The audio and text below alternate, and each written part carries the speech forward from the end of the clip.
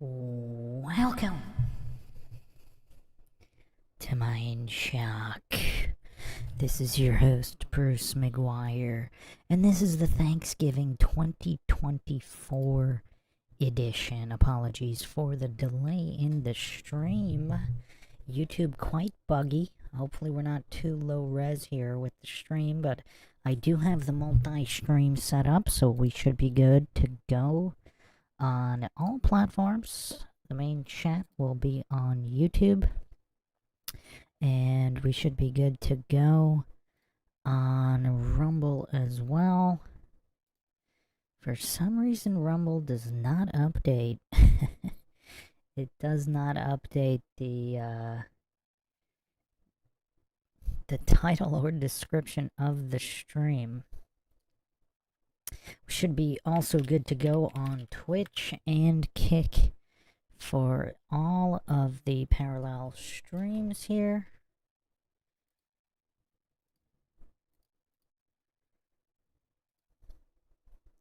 Just double checking them. Okay. For some reason, the Kick stream actually seems to not be working. That's weird. But I believe the Rumble stream is up.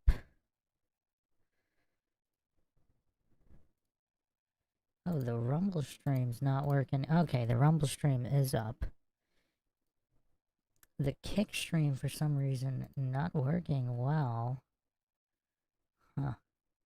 Yeah, it looks like it cut out. Well, that's weird.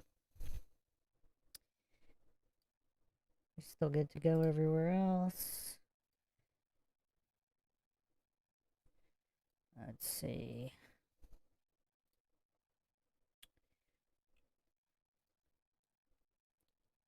Yeah, looks like we're still good on Rumble. So Kick appears to be the only one not working this time around. Okay. It's pretty weird. It was working, and then apparently it cut out. Okay. As long as we have at least one backup stream, that's good. Alright, so let's see who we got in here. The usual suspects: Justin Johnson, Heracles, Sarah Kill the Bank. Welcome, everybody. Hope you had a good holiday if you celebrate it.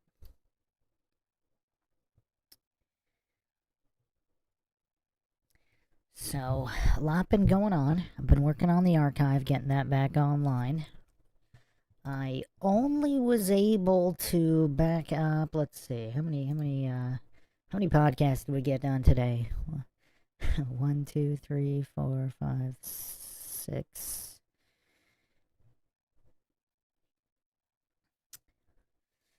Oh man, this is so laggy for some reason. Very, very lagging.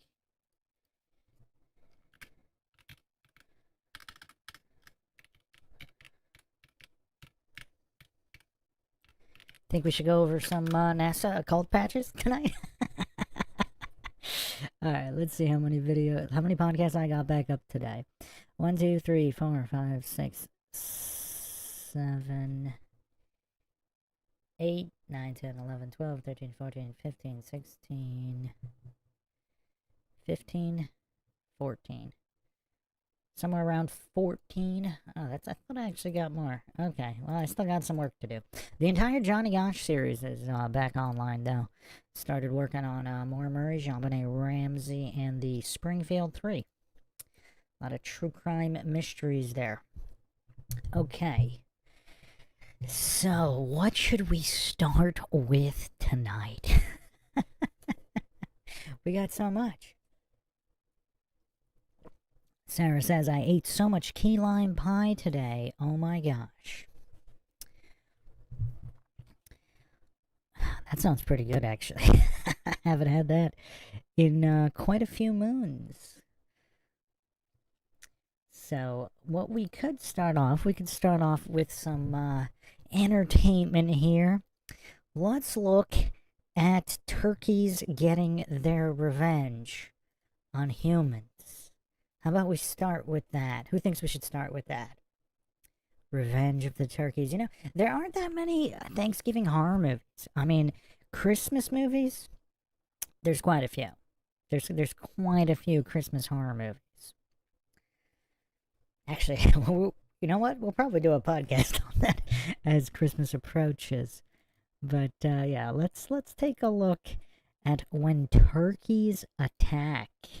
This is actually straight from America's Funniest Home Videos. I don't know if they even have a TV show anymore, but on their YouTube channel, they still put stuff out. It's pretty funny.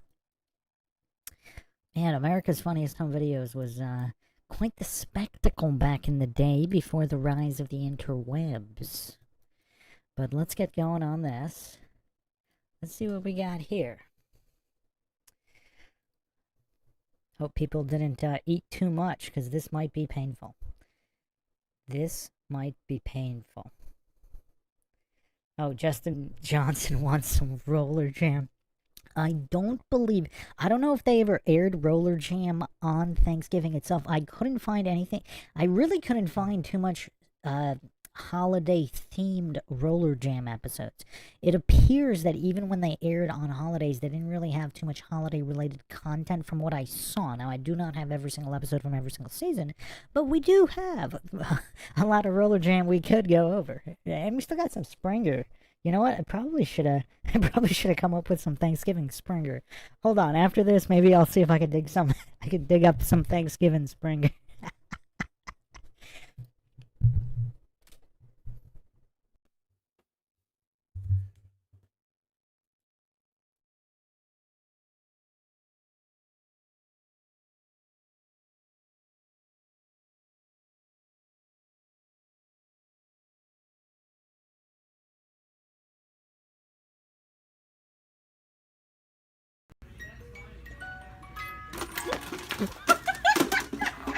Sorry, I will always do.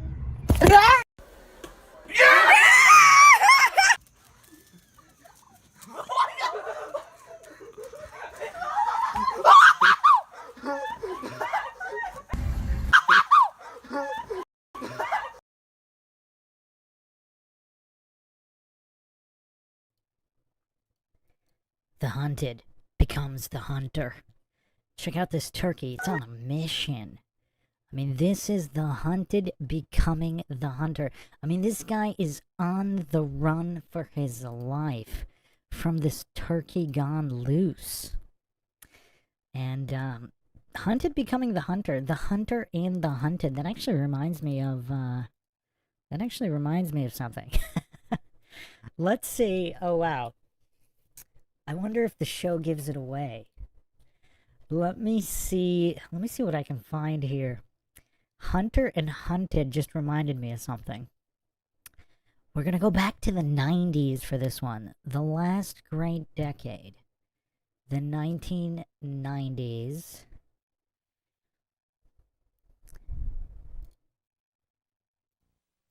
Let me see what we could find here. I wonder if they give it away. If they don't give it away, I'm gonna pause it and see if anybody can guess what this is. Welcome, Lord Zed, the one and only. We need to do more Power Ranger stuff, especially with Lord Zed in the chat frequently. I mean, I'm surprised we actually haven't touched on Power Rangers.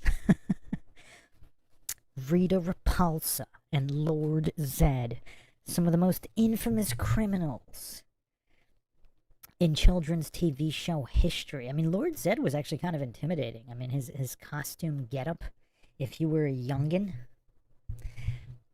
Justin Johnson saying, who's the turkey now? All right, there's going to be brownie points for anybody who could identify the TV show opener I'm about to play right now.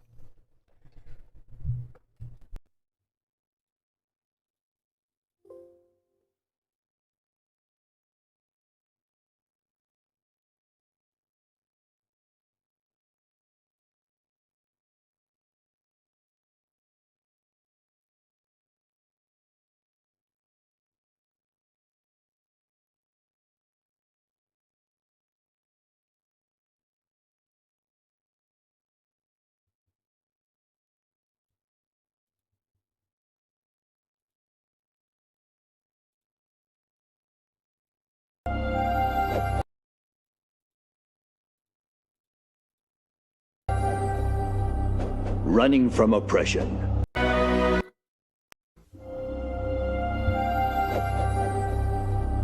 Running from oppression.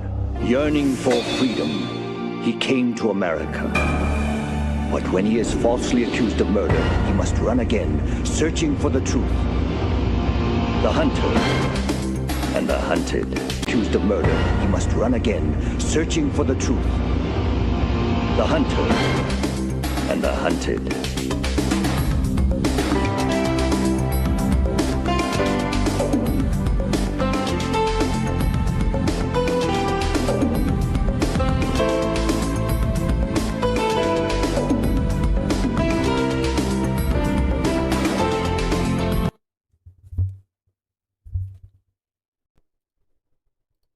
Anybody watch this back in the day? This was actually a phenomenal show. They did give it away.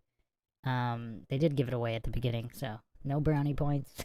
But yeah, this was a fun show. Heracles says, I've seen rafters of turkeys roaming the streets like they own them.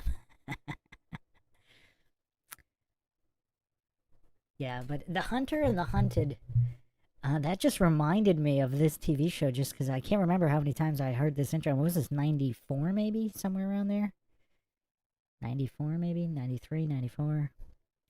So I think there were 4 TV movies, and then I think it was at least 2 seasons here of this incredible TV show. Probably one of the greatest of all time. This is, of course, Vanishing Son. Vanishing Sun, but I think they've always pronounced it Vanishing Son. Oh, it was absolutely fantastic. No opinions from any of the Mindshock listeners here? Nobody was around back in the 70s, so before Hercules and Xena got super popular, there was Vanishing Son.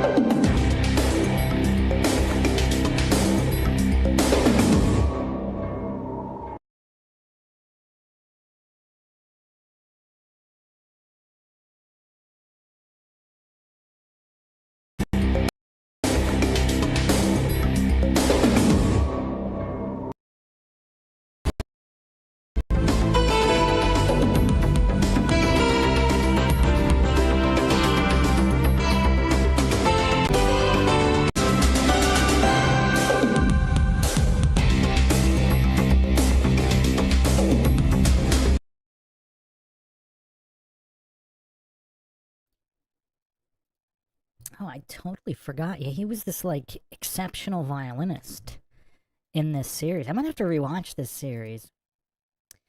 It was, yeah,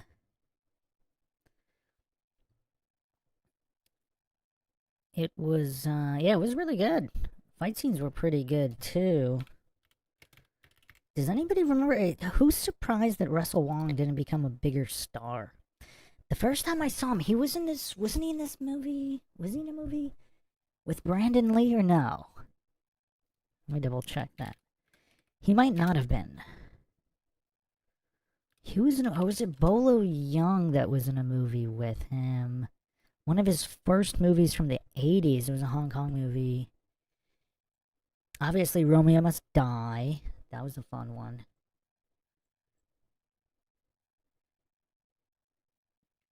Everybody hates that movie for some reason. I think it's a phenomenal film. Romeo Must Die. The Kung Fu hip hop version of Romeo and Juliet. I mean, how can we might have to do a watch party on Romeo Must Die. Alright, what's this Russell Wong movie I'm thinking of? Let's see here. Wow, he's done a lot of stuff recently. Okay, so it was... Let's see... Why can't I find it? 88? Was it 88? Oh, maybe it was 88? 89? He was in New Jack City? Okay. Okay. Does anybody remember the other TV show he did, Black Sash? That was half decent too. What was that? I'm trying to remember. What was the martial arts style there? Was it actually Bagua? Yeah, that's not featured very prominently. If I'm remembering correctly, the Kung Fu style Bagua was featured in Black Sash, which would have been around 2001, I want to say.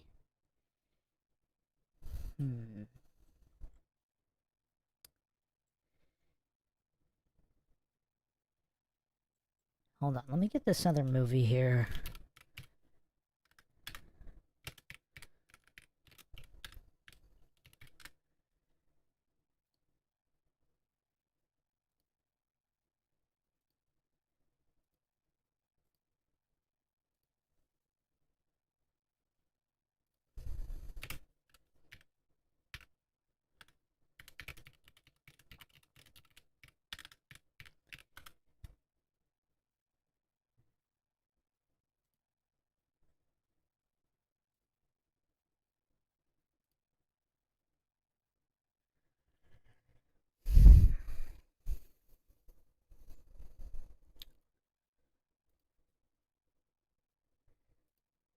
Oh, China White. That's what it was. 1989. The Ronnie Yu movie in Amsterdam. Rivalry between a Chinese and Italian gang. This movie's actually pretty cool. Andy Lau, Karina Lau, Alex Mann, Russell Wong, and Ku Feng. A legendary bad guy in those old Kung Fu movies. Alright. Alright, let me, okay, what channel aired it? It was the Action Pack. I wonder, what was the Action Pack? Action Pack. So this would have been...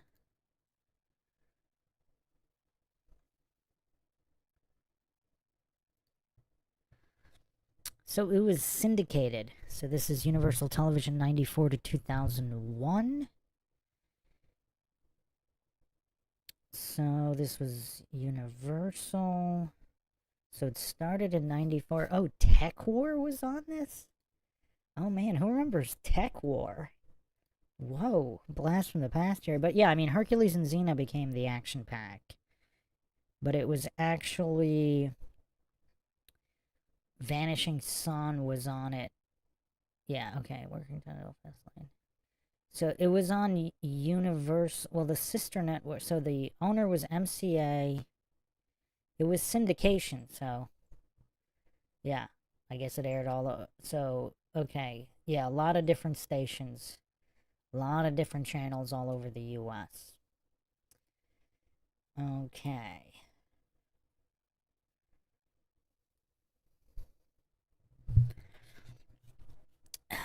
Yeah, I mean this was a while ago. When did USA Network even start? I don't know if it was on USA, because this would have been 94. Oh wow, USA Network launched in 77. I did not know that. Did not know that. I thought it was way later. Okay. Anyway. All right. So yeah, who remembers Black Sash? Let me throw some Black Sash on here. We're going blast from the past here with some 1990s and early 2000s Kung Fu.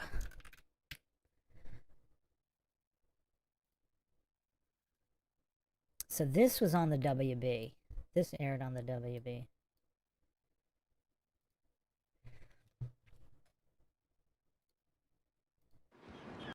Wow, check out the quality here. Straight toaster quality. Alright, let's see what we got here. Fair use, obviously. Nothing but fair use up in here. Now, Master Lee believes life is a constantly shifting path. It can twist around and turn back on itself in ways that we cannot imagine. Which is why we have to be ready to change direction at a moment's notice.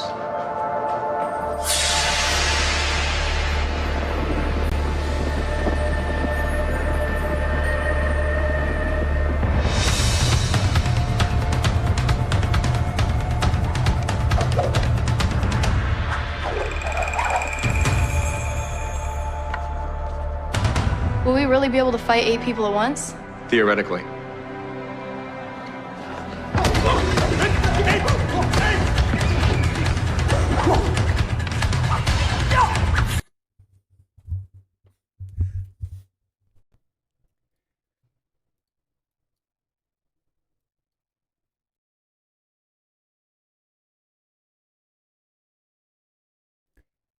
This was really hated on when it first came out, but this looks better than anything on TV today.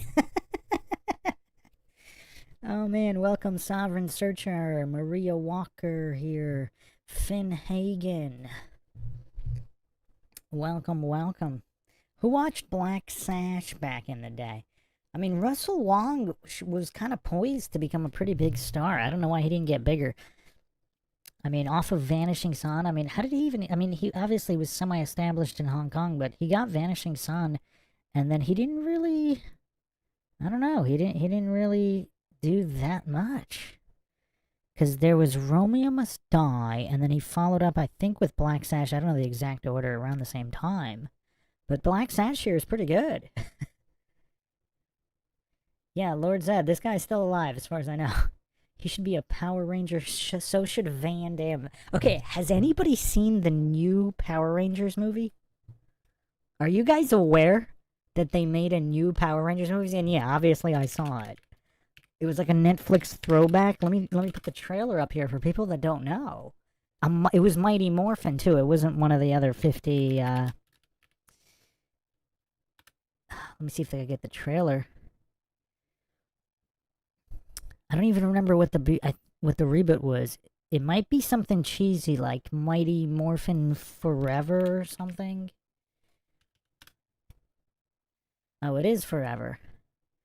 Okay. Oh, no, it's not. Once and Always. Wow. Wow. Forever would have been cooler. Alright, let me put up the trailer here. For people that don't know, you are not going to believe this. This is the official trailer for Netflix. Came out about last year. I can't believe we haven't even talked about this.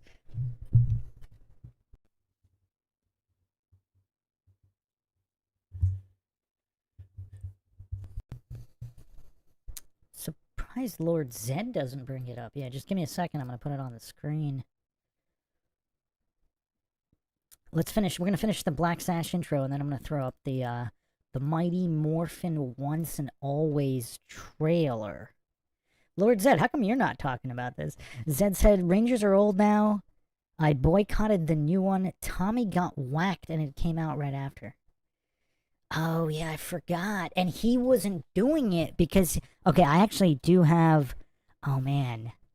I did have a Green Ranger podcast coming up. Yeah, because his death was highly suspicious. And he was involved in MMA as well. I mean, it's going to be a heck of a podcast. Jason David Frank died November 19th, 2022, age 49, and he was making videos. Apparently, he made a video after, I don't know. If the videos are to be believed, apparently he made one attempt. Not going to say the name of what he attempted here on YouTube, obviously. But supposedly he made a video after it with blue lips. And then that might be the last video he ever made. Lord Zed says Seagal can play Tommy. Oh, man. Lord Zed, what are you smoking tonight? You smoking some jive turkey, Lord Zed? Nobody ever calls anybody jive turkeys anymore. That used to be like a greeting instead of bro. Like back in the 70s and even 80s. Which, it's like, what's up, jive turkey? You jive turkey.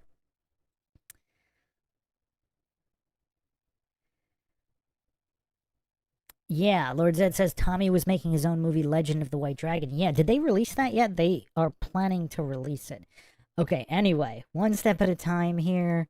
Let's finish Black Sash, then we're gonna go Mighty Morphin once. This is a weird podcast tonight. I did not see this coming. I did not anticipate. Where this is like a live Q. It's kind of almost like a live Q&A. We started off with watching turkey attacks, and now we're on Black Sash and Power Ranger. Oh man.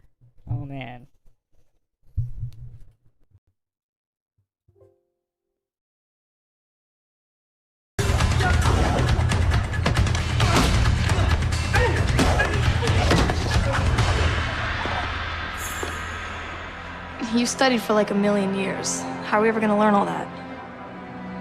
Just show up for class.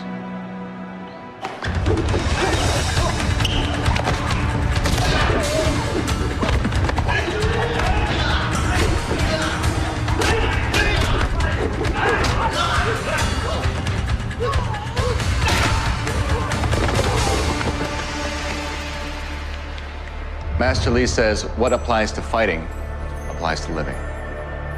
So Master Lee's like your Yoda? Something like that.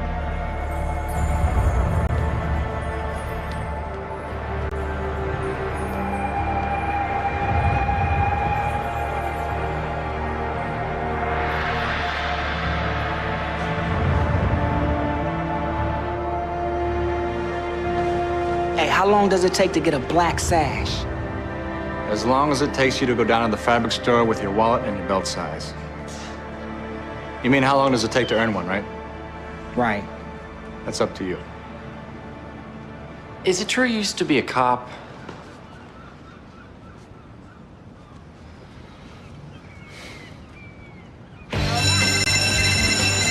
Hang on, hang on. Hey, Brian. Hey, what's this? Notes from trick class. I noticed you left early. Yeah, you're a lifesaver. Thank you. What? He's here, but I Googled it. I know the truth.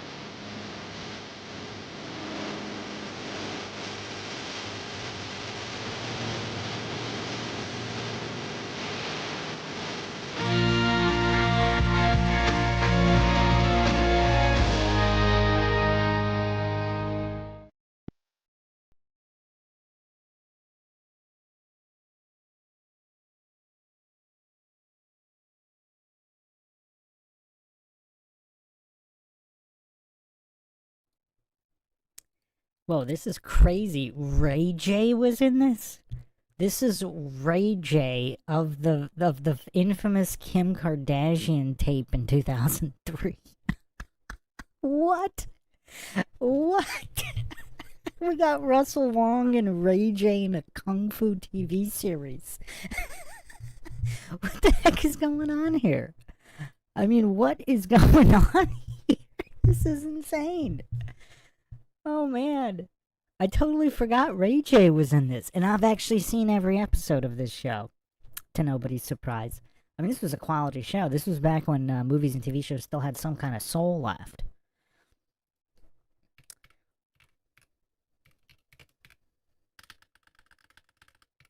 But that was totally unexpected.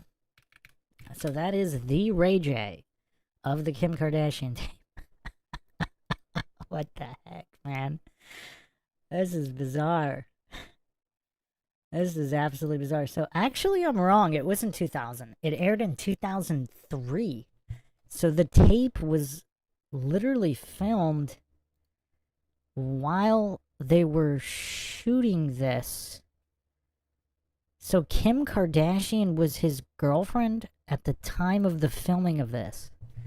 Because the tape was made... Yes, Kim Kardashian. The tape was made... I mean, you can't make this stuff up, people. I had no idea I would be playing... Like, I totally forgot Black Sash existed. I did remember Vanishing Song. So, I knew that, but I totally didn't make this particular connection. I mean, this is kind of mind-shocking. So, he literally made the tape with her at the same year he was filming this TV series, this Kung Fu TV series with Russell Wong. I mean, this is crazy. The tape was made public 2007, but it was filmed in 2003. And there's a whole Illuminati conspiracy with it. I actually did a podcast on it, so I'll have to re-upload that episode. So, yeah, I need to rewatch this entire show. I mean, this actually had quite a few famous faces. Sarah Carter, she was in a bunch of stuff, too. Not necessarily the most believable kung fu technicians, but I mean, they're supposed to be high school kids that are just learning, so it's actually not that unrealistic. But, yeah, that's interesting. I mean, this, I don't know, how did this series not,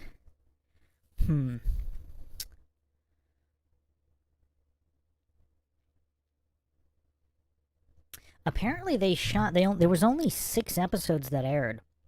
And they actually filmed an additional 2. This was a WB show. And there were 2 episodes that were unaired. We definitely want to watch those. Yeah, it's actually a pretty cool TV show. And then Missy Peregrine of Stickit fame. But she was also... She did a lot of stuff, actually. She was on Heroes, and she has a recurring role, Van Helsing, main role in the FBI show, FBI series, FBI Most Wanted, FBI International, from 2018. But Stick It, probably one of her most famous movies.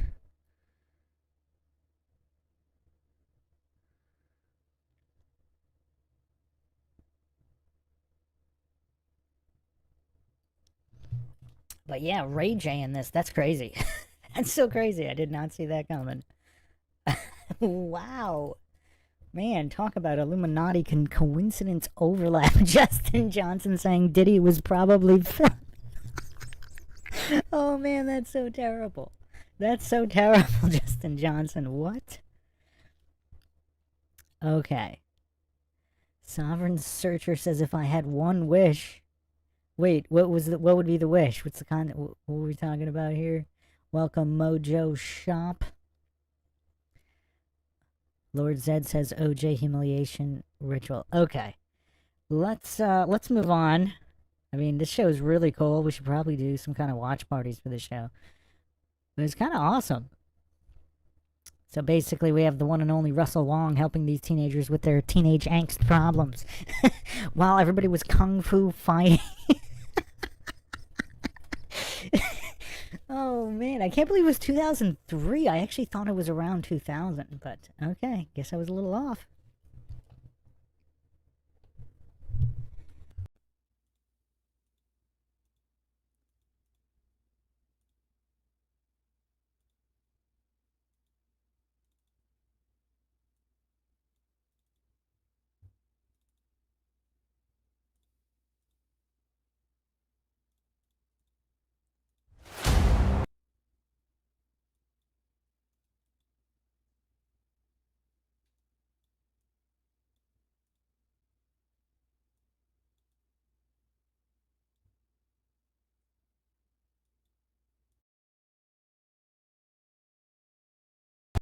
After all these years, I found a new body! Wait, a repulsor? No, it can't be. It's time for revenge!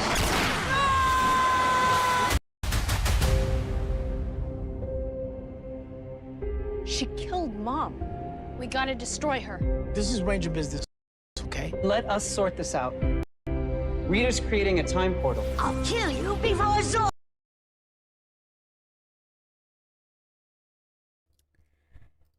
They're so old. I mean, this is so weird.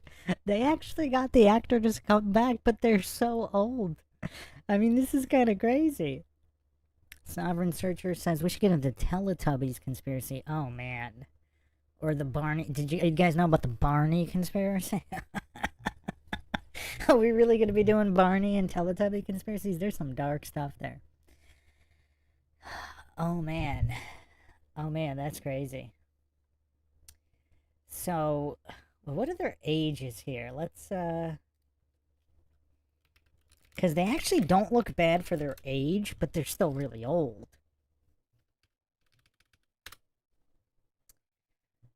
So, okay. Let's see here. So David Yost, the Blue Ranger, so he's 55 now, so he would have been, what, around 52, 53 at the time of this? He's 50 plus years old playing the Blue Ranger. What the heck? Well, this came out, so Yost is 55 right now, and Once and Always came out last year, possibly shot the year before. So he would be 52 or 53. 53-ish. That's crazy. That's crazy. 50 plus years old doing fight scenes. Wait, why are you guys saying 45, 47? I mean, the wiki has him at 55. Birthday 1969. From Iowa.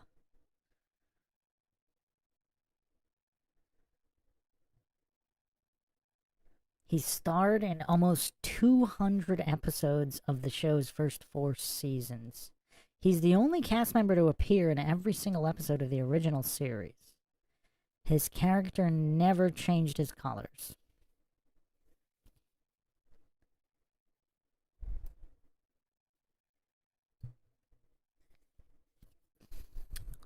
So he also did Power Rangers Cosmic Fury. I don't know anything about that. There's way too many Power Ranger seasons. I mean, it's crazy. So now, Walter Emmanuel Jones is 53 now. So they both would have been... Oh, so he would have been 50, 51-ish. I mean, they look pretty good for guys in their 50s, don't they? That's not bad. Justin Johnson says the Elder Rangers.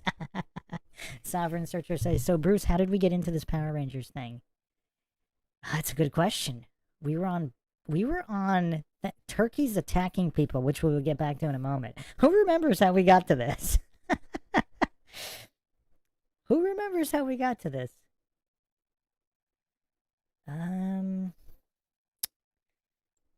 Let me scroll back through the chat because now I don't know.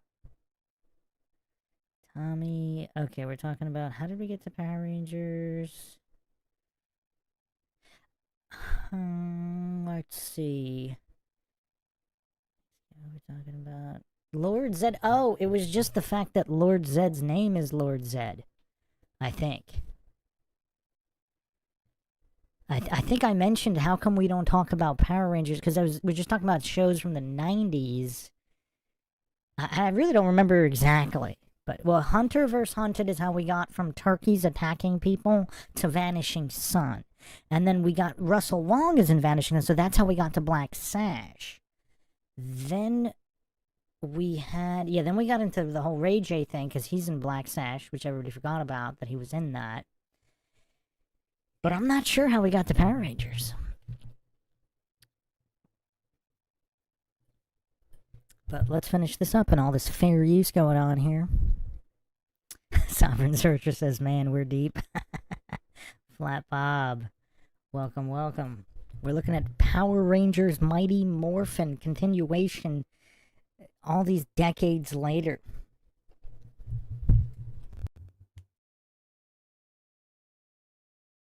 Order makes you Rangers. We gotta make sure Rita doesn't hurt anybody else. Attention, Power Rangers! Get to your assigned stations now! Once a ranger? Always a ranger.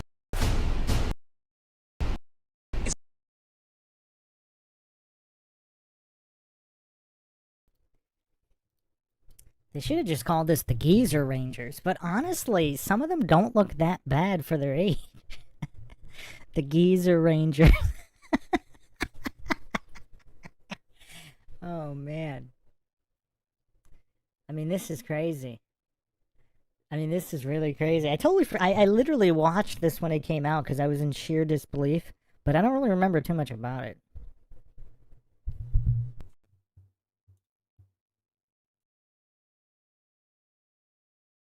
morphin' time! Your move, Rangers. You wanna fight? You found one! You got this. Good luck. Now it's a reunion. Messing with this place was a big mistake.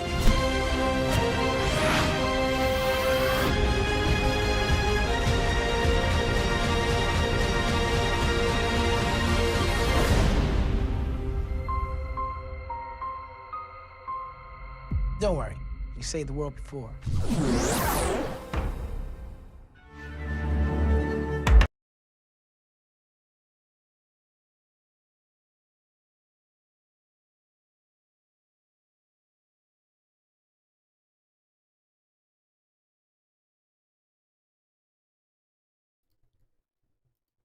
Yeah, this is really hokey, and it almost looks like it was kind of like a fan video, like a fan YouTube video that they actually made into like a legit product, a legit project with a really high budget.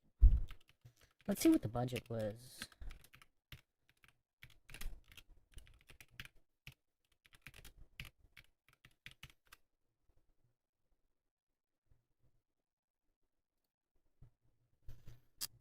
Don't know if I can find it here.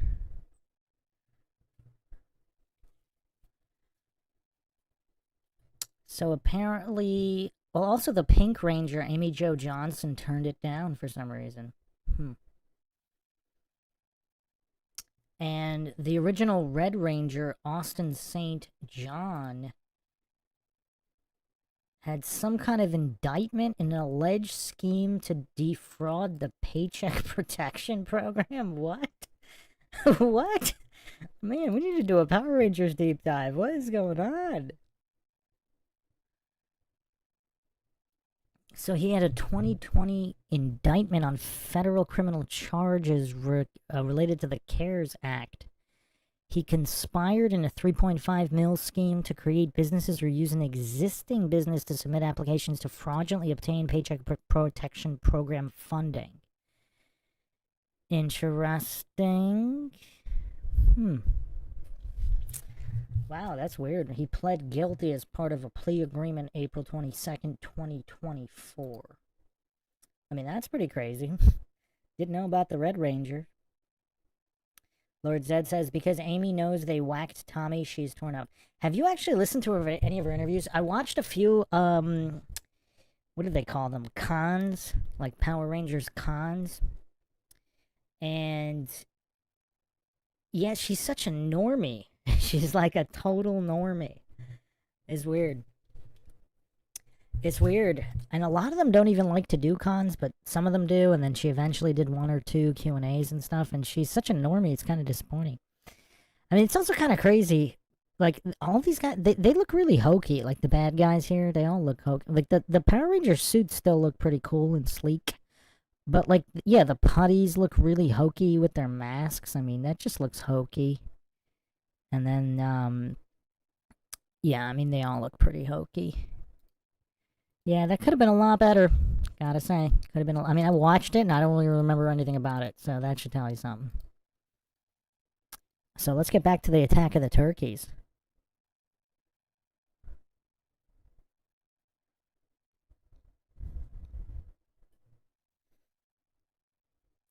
Tommy left them to do his own thing, just like an episode Green with Evil. Okay, we gotta do a Tommy tribute here. This is for Lord Zed in the chat here. This is for Lord Zed, before we get back to the turkey attacks.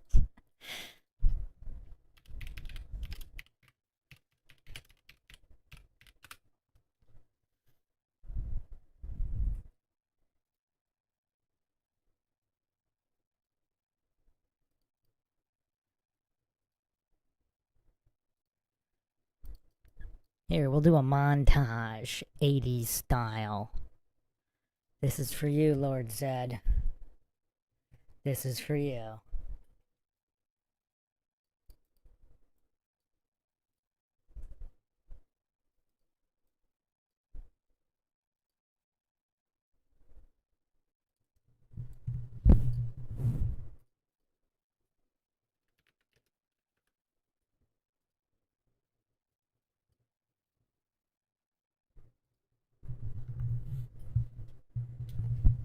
Ooh, or not. Videos getting blocked. Interesting. That's very interesting. The video that I want, I cannot play. Ha! That's funny. That's pretty funny.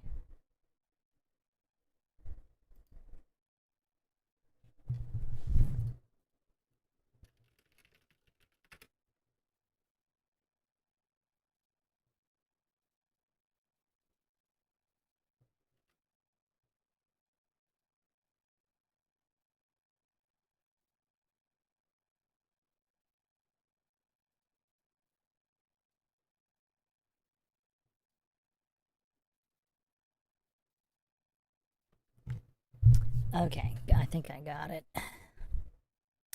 Oh, maybe not, being really slow. Man, why is YouTube trying to block any tribute to the one and only Green Ranger? This is kind of weird. This is kind of weird.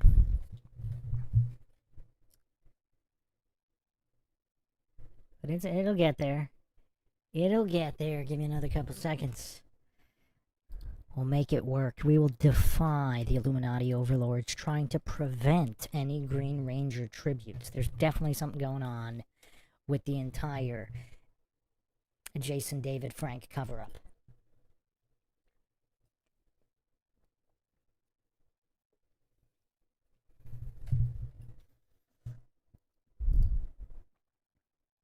Sarah says, I was chased by a swan once. Yeah, they could be vicious. They could actually be vicious.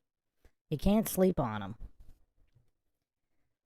They're all pretty, and you're lulled into a false sense of security around swans, but when they go berserk, it can get pretty bad. It can get dicey. It can get dicey. Alright, let's see what we got here. Oh, man. YouTube's really trying to block me from putting this video up. Alright, brute force attack. Let's get there.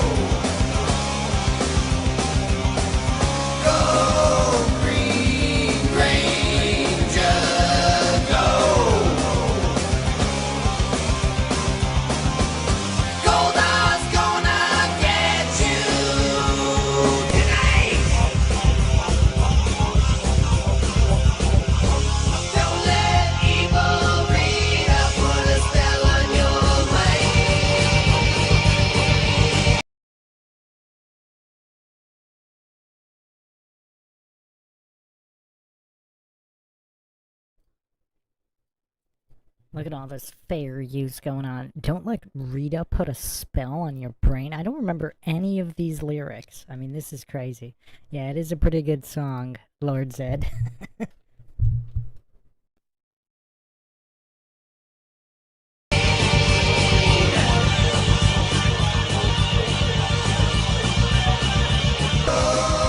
Green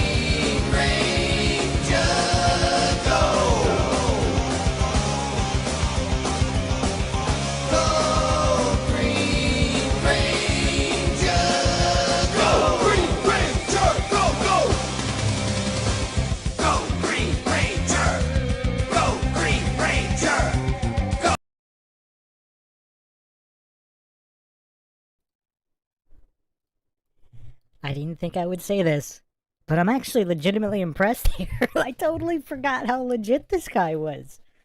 Let's look at that again. I mean, this is pretty legit, because most of the Power Rangers, I mean, they're not really that good at martial arts. Like, even the Red Ranger's not really that good. Like, let's look at his skills here. He's actually really good. What? I totally forgot how good he was. This is kind of crazy. Look at that crisp form there. I mean, that is crisp. And look at this. This is 1, 2, 3, 4, 5 jumping split kicks in a row. That's kind of impressive. I think even Seagal would be impressed by that. Let's look at his form earlier here. I mean, this is crisp. I mean, look at that power. I mean, that's kind of impressive. I don't remember being impressed by anybody on this show, but that was the most impressive part there. And then all these split kicks. I mean, look at all this fair use going on here.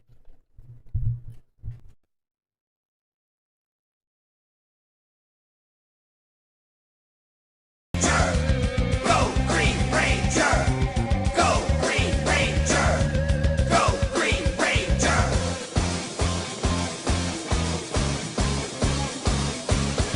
Go Green Ranger! Go Green Ranger!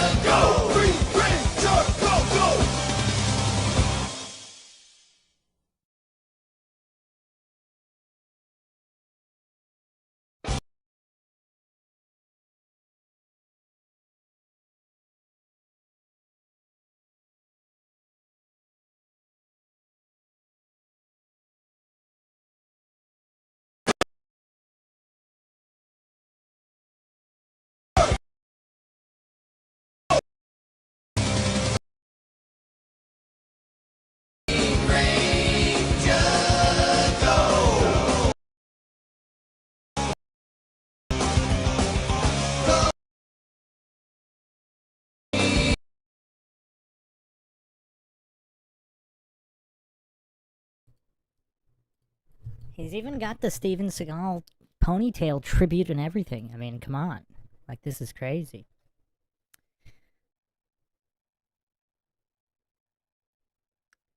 Maria says, is this the only thing he's been in? He doesn't look familiar. Yeah, he really... Yeah, I don't know. He kind of got into MMA. Oh, do you guys know about the altercation with Van Damme? Oh, this is totally Mindshock here. So Lord Zetsu, not only did he call out Van Damme, they actually had an altercation. Are you guys aware? Let me get the video.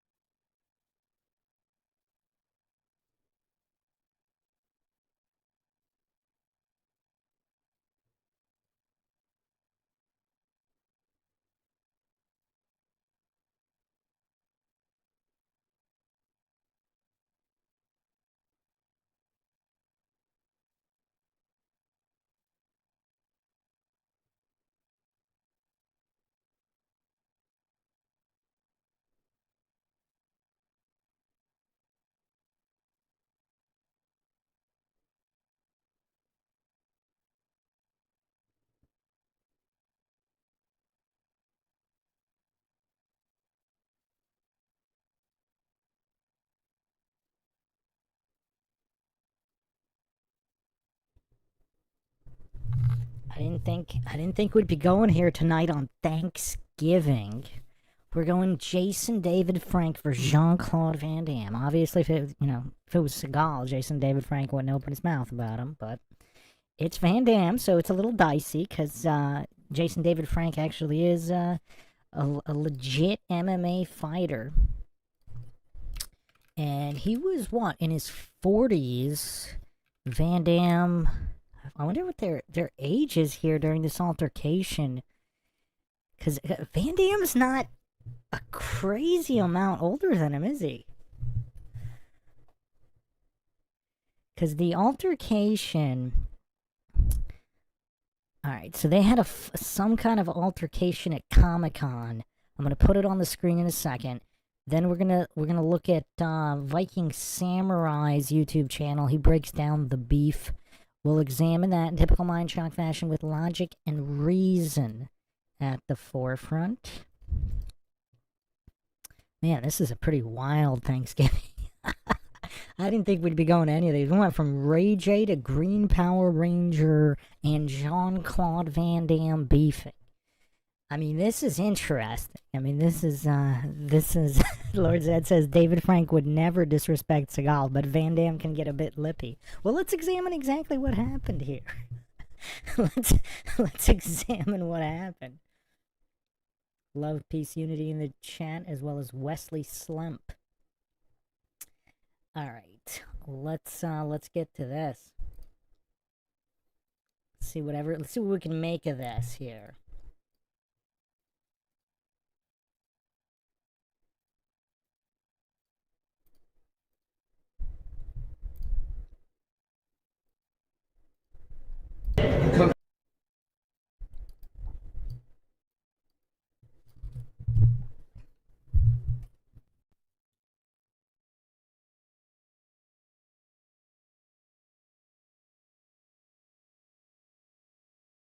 So cool.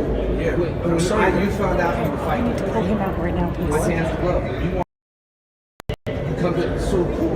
Yeah. But I'm sorry you found out you were fighting. Pull him out right now, please. My hands are glove. You want to fight. He still wants to talk to him too. That's right. I told you. That's right. Yeah, but that's not. Chuck Zito's a friends of mine. I heard. Yeah, you think. What about Chuck Zito? Chuck Zito? Yeah, tell him Chuck Zito what. Chuck Zito what?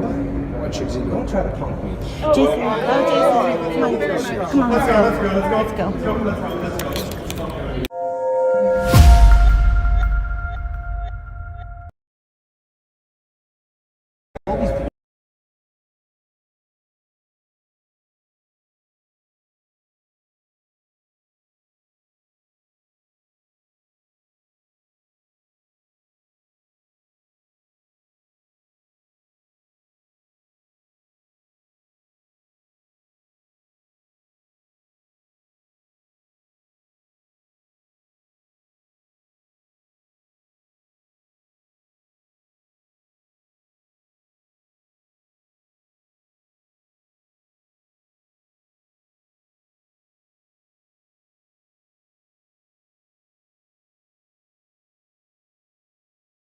Like many young aspiring martial artists,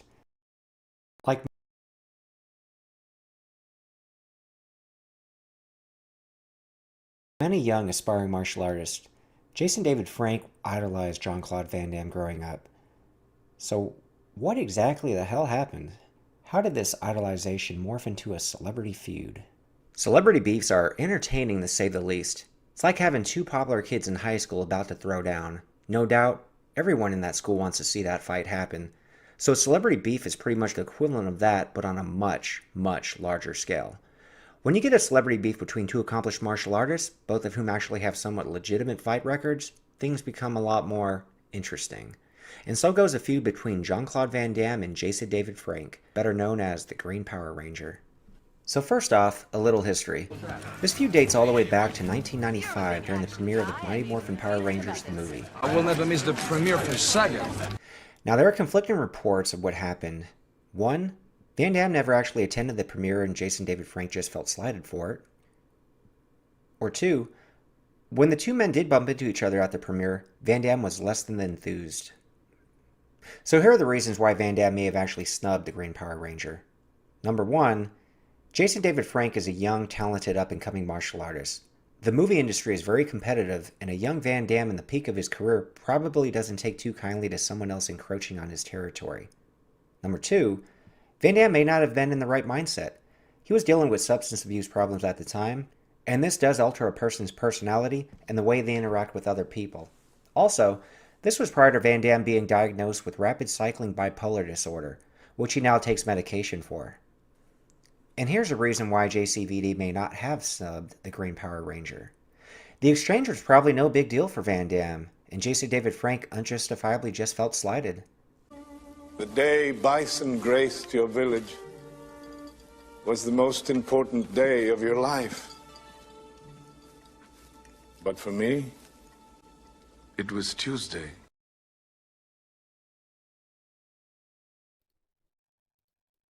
That's kind of hilarious. Wait, so Van Damme did not attend the Mighty Morphin Power Ranger premiere, or did they have something, they had some kind of altercation that was not filmed at the 1995 premiere? I mean, this beef is going back a long way. I actually didn't even know about that. The beef went all the way back to Mighty Morphin Power Rangers, the movie premiere in 95. I mean, this is kind of crazy. Justin says this is like the Tyson Paul fight. I don't know about that. I don't know about that. Lord Zed says, so he punked Van Damme, no mercy in this dojo. Well, it looks like Van Damme might have been the first to slight Jason David Frank in 1995. Maria says, whatever happened to Van Damme? Oh, we talk about him all the time. He's a legend. An absolute legend.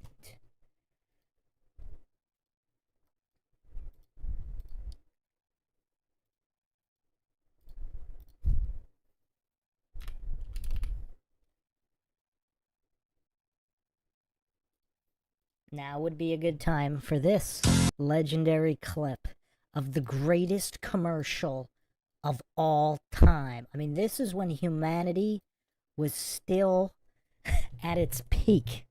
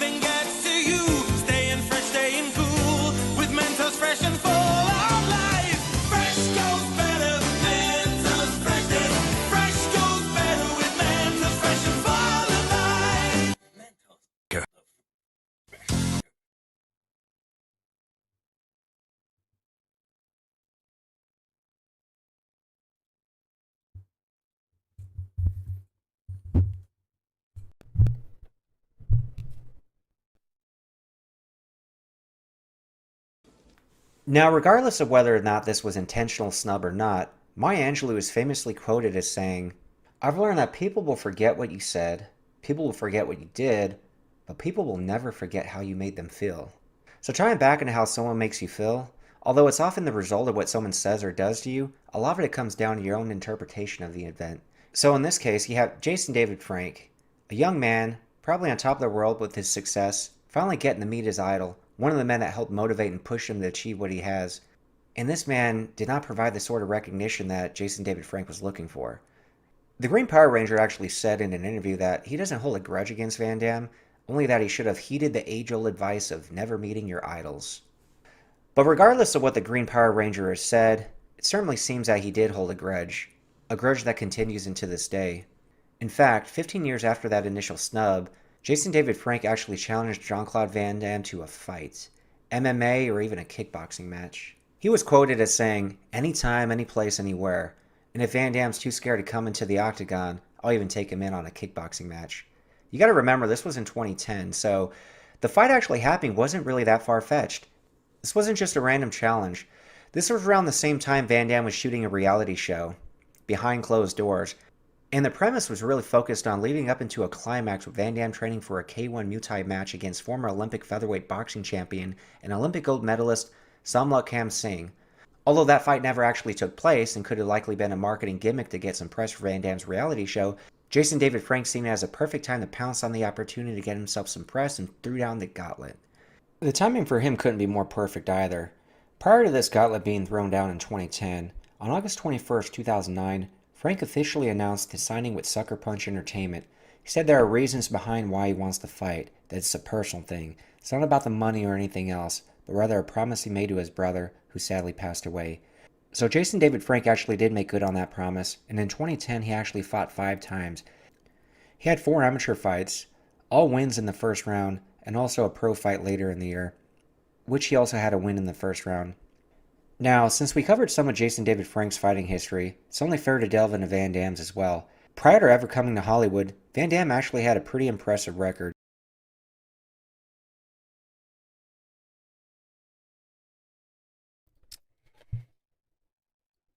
Well, Lord Zed, that's kind of a matter of opinion on who started what with whom in terms of Van Damme and Seagal. We actually went over that in the Seagal series. I'll be getting that back online.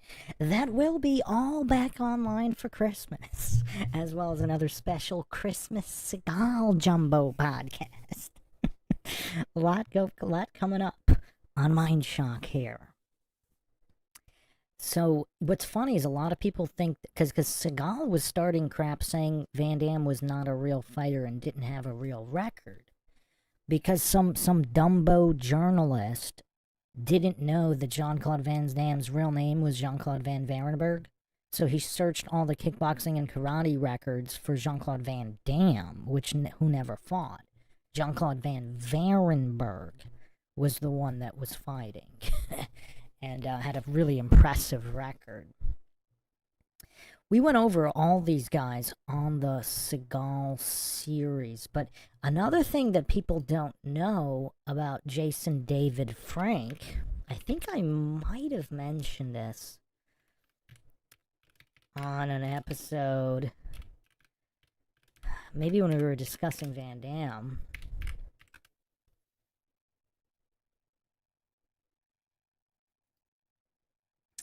But Jason David Frank actually founded a clothing line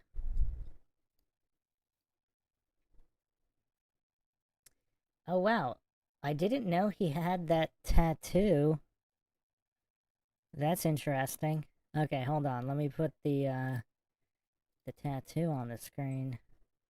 He might have, Viking Samurai might have just shown it in his video, but I didn't notice that.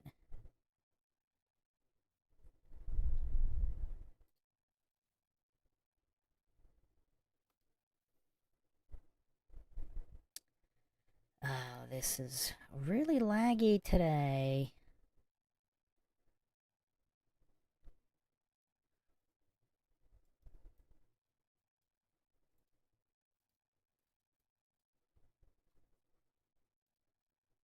Alright. Okay. Almost there. Almost there.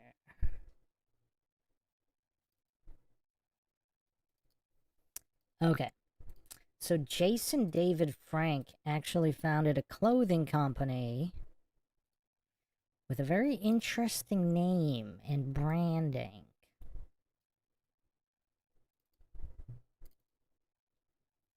So here's his tattoo. Jesus didn't tap. And this is also his clothing line. So that's his clothing line. Jesus didn't tap. Very, very interesting. I don't know what to make of that. Lord Zed says, but Bruce Seagal would start anything with anybody, he's a saint. You mean wouldn't? Lord Zed says he might have got sucked to the dark side for sure. He was a tortured soul because of Disney or whoever owns him. Jesus didn't tap. Wesley saying, you mean tap out? Well, yeah, in MMA, you don't tap means you're either going to go to sleep or get your arm broken or whatever. So his clothing line was Jesus didn't tap. Justin Johnson brings up a good point. Jesus had his hands nailed hard to tap. Well, you can verbally submit. Technically, you could verbally tap or give up verbally. And I believe they would also accept your foot tapping. Because were his feet nailed to the cross or not? I don't believe his feet were nailed.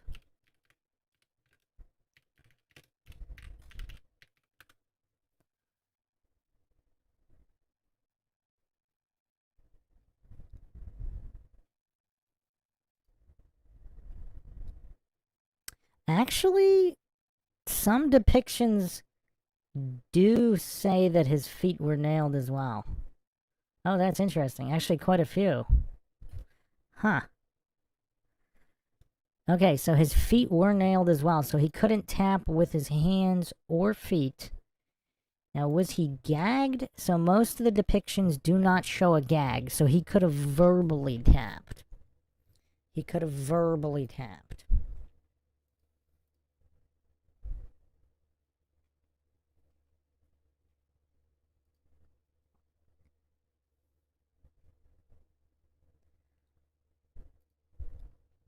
Truth Troll that asks, does one need to say tap or will Uncle do? I believe anything that would be interpreted as submission would count as a tap.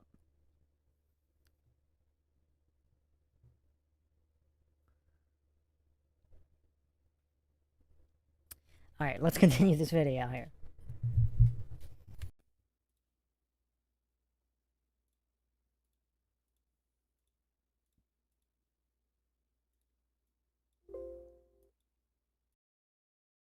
Now granted, mixed martial arts was not really a thing back then, but Van Damme did sport the following record. For semi-contact matches, his record was 41-4. But as far as kickboxing goes, 18-1, 18 of those wins by knockout, which he pretty much parlayed into his movie career. One of the things that makes Van Damme movie fights so interesting is that he really brought that powerfulness, that explosiveness, that knockout power to the films. It wasn't like those previous martial arts films where you've seen the guys getting hit 100 times. Van Damme's fights would usually not last nearly as long, and he'd take down many foes with just a couple of kicks or punches to knock them out. He really ushered in a whole new era of action films by putting his own personal spin, no pun intended, on those fights. Now going back to that challenge in 2010, Frank never heard from Van Damme or his representatives, and perhaps they weren't even aware of the challenge, or probably not even interested if they were. The silence on JCVD's end continued for nearly a decade, that is, until 2017. 7 years after the Green Power Rangers challenge and over 20 since Van Damme apparently snubbed him, the two finally had a run-in at a Comic-Con event in Mexico. And this comes down to a he said, she said type story. The promoter of the Comic-Con contacted J.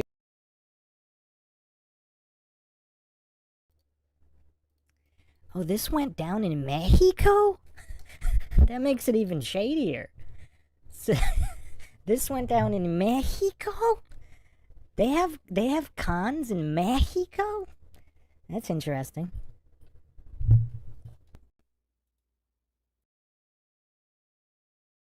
Jason David Frank and asked if JCVD could borrow his green room and share it, which Jason obliged, not thinking it was a big deal.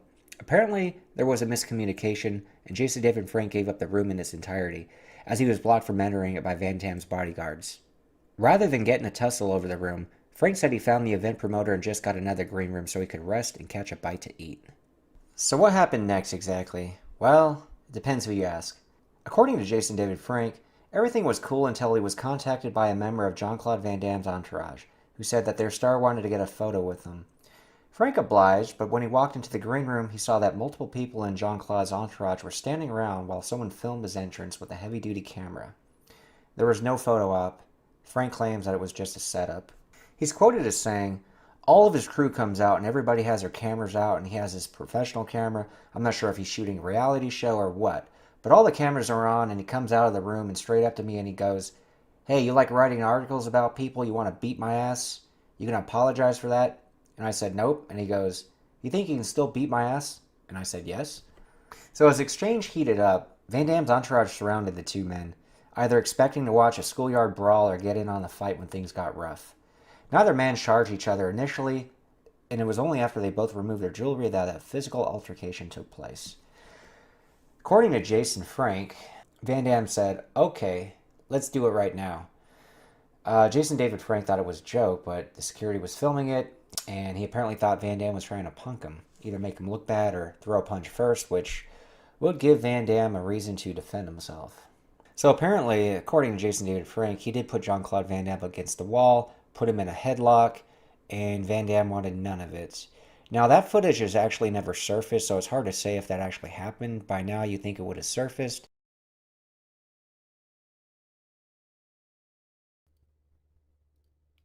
So, this is kind of weird.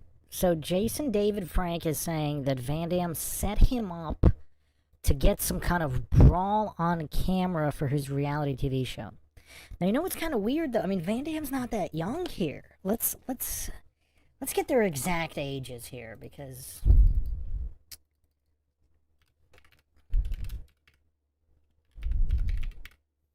So, is this around 2015? Let's see, is 2015 or 2018? 2017. So this was 2017. Now, even though the footage never surfaced, this photo is from a different angle. Like, the photo on the screen right now is from a different angle than the other video from behind. So there's definitely video footage of something that happened. And so Frank is saying that Van Damme put his belongings down, and then Frank removed his watch and necklace in preparation to fight. Frank is saying he clinched him up, pushed him back,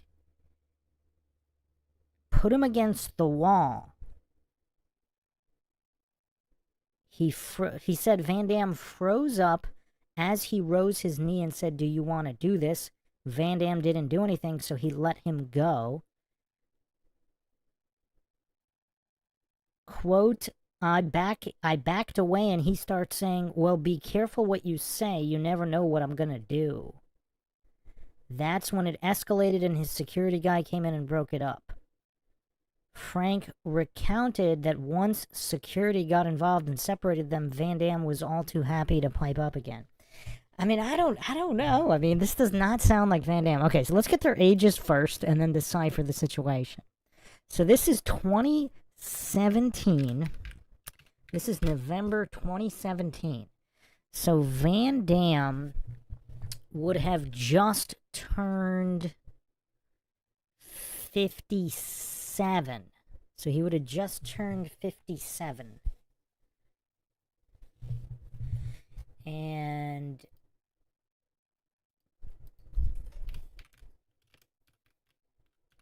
I mean that's getting to the point where you're pushing 60. So Van Damme's 57. And this would have been just prior to Jason David Frank's birthday. Oh, no, not his birthday. This would have been after his birthday. He was born September 4th. So he would have already turned...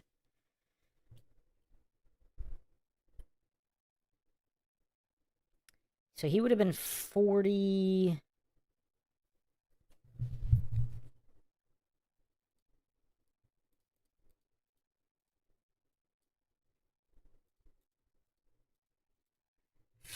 So he would have, he would have just turned 44, Van Damme turning 57. I mean, so a 57-year-old Van Damme is gonna mess with, a 44-year-old professional MMA fighter? A 57-year-old Van Damme is going to start something with a 44-year-old professional MMA fighter. I don't know. This is weird. This is kind of weird. Who believes this? I mean, I could understand possibly trying to do a fake altercation, but if that was the case, how did security even allow them to clinch up in the first place if they were already there? Now, keep in mind, no footage of this exists, even though there are other angles. So obviously more footage does exist, but that doesn't mean there was a fight on it. So the security's all around them.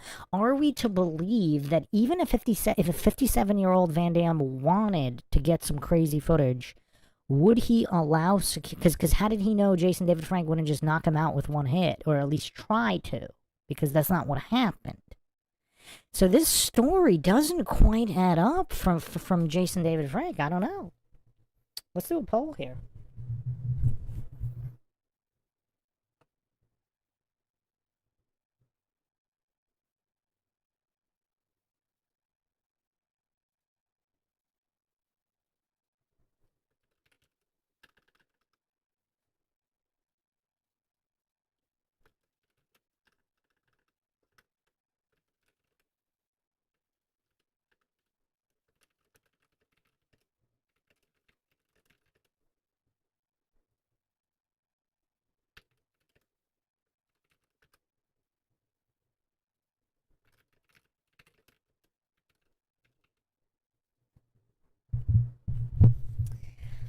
I mean, I really don't know, because I don't, if he would, I mean, why would Van Damme allow the bodyguards would not have allowed a clinch situation. So even if he was fishing for footage, like the footage that they have that has been released, that seems like maybe that's all he wanted for the documentary. But Jason's saying that they actually clinched up and he pushed Van Damme against the wall and security did not intervene at that point. That doesn't, that's kind of weird. So unless Van Damme told his security not to intervene, I don't know. It's kind of weird. So far, 75% say yes, 57-year-old Van Damme would try something with 44-year-old Jason David Frank. 25% too triggered to answer, 0% say no so far. Lord Zed says, at the end of the day, both guys got in each other's face and no one looked like a coward. That is true. But we don't know what's going on here. We gotta decipher the situation in typical Mindshock fashion on Thanksgiving 2024. What could be more important of a question to answer on Thanksgiving as what exactly went down between Jean-Claude Van Damme and Jason David Frank in 2017 in Mexico? This is an incredible question. It seems like all resources should be devoted to this.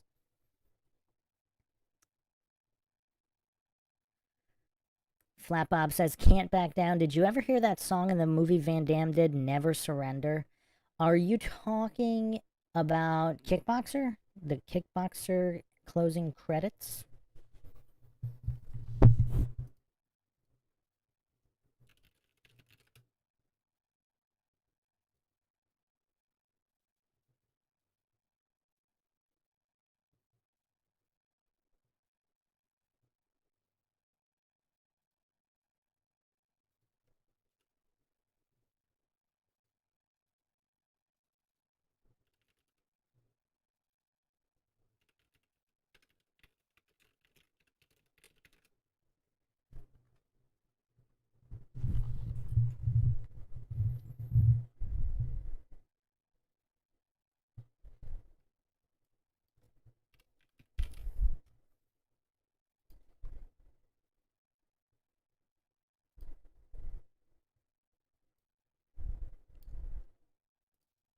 I could play the song. You guys want to hear that song? Let me bring it up. That's a good song.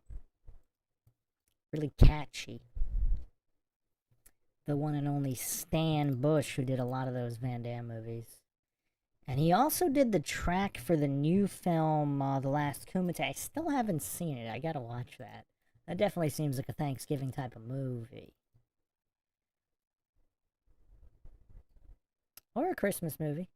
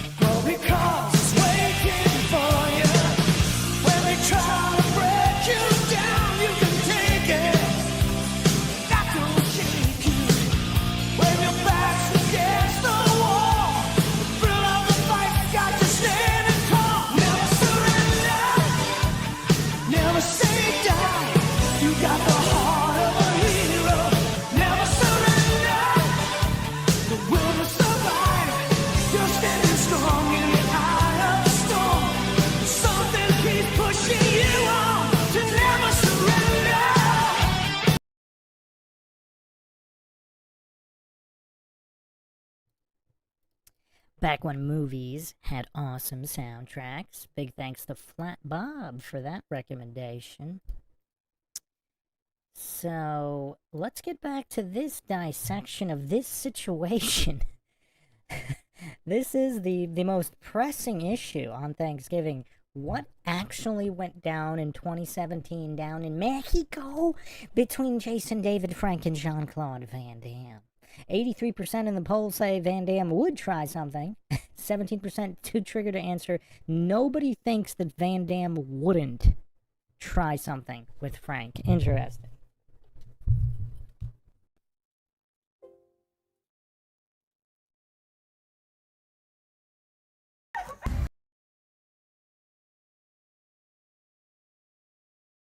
Van Damme claims it never has. The footage never surfaced.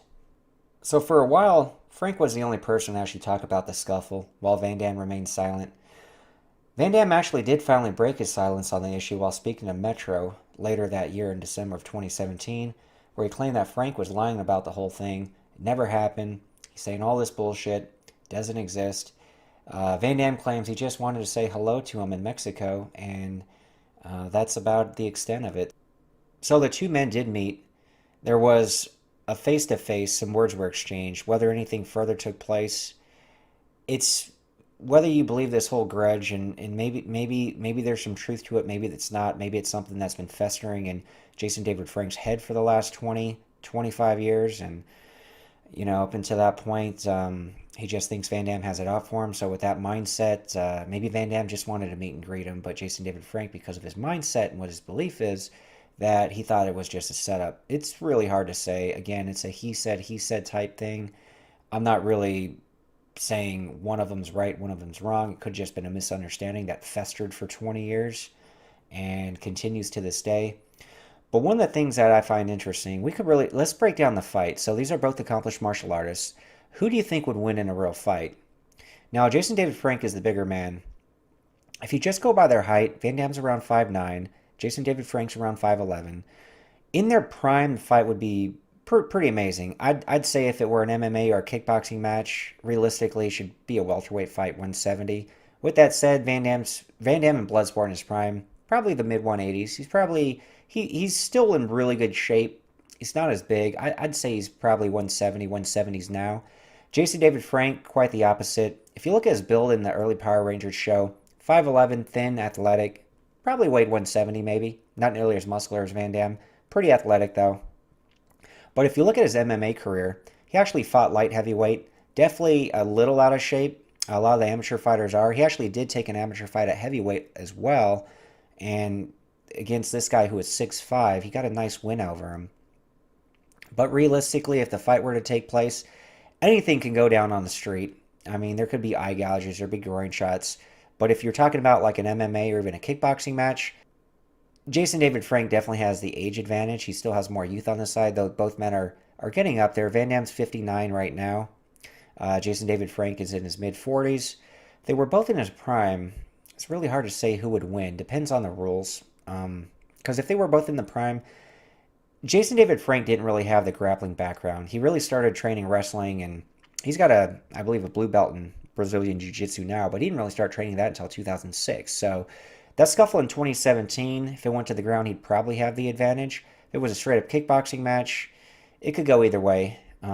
Obviously, you're talking about one man with the size advantage, but if they both cut weight, let's say they kept it professional, made a real fight out of it, fought at 170, really hard to say who would win. Who do you guys think would win? Let me know in the comments section. If you think this beef will continue, if they'll make nice, maybe they'll do a movie together someday, who knows.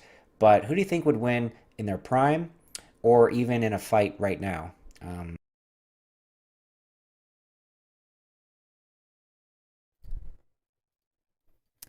So, yeah, we need to do another poll here, but basically, so this video was made before his death, but, so was this really a misunderstanding that festered for over 20 years?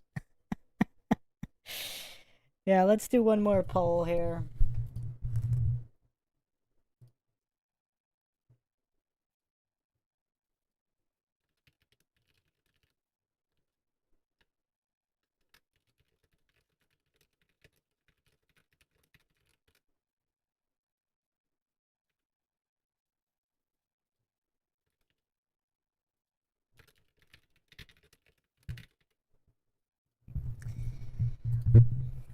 So, yeah, I think, yeah, Jason David Frank is bigger, but Van Damme is way more athletic.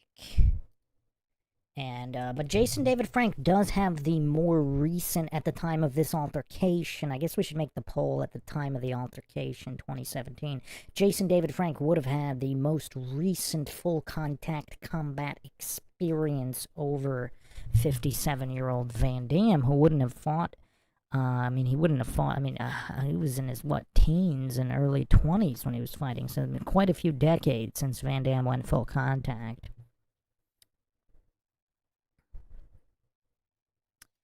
So, what do we have here? So, 50% too trigger to answer. That's the, wait, is that the first time that won a poll? That's crazy. 17% are favoring Van Damme, 33% favoring Jason David Frank. Justin Johnson says, I think it can go either way. See, here's the thing. Prime versus Prime. I mean, I'm going Van Damme based on athleticism alone.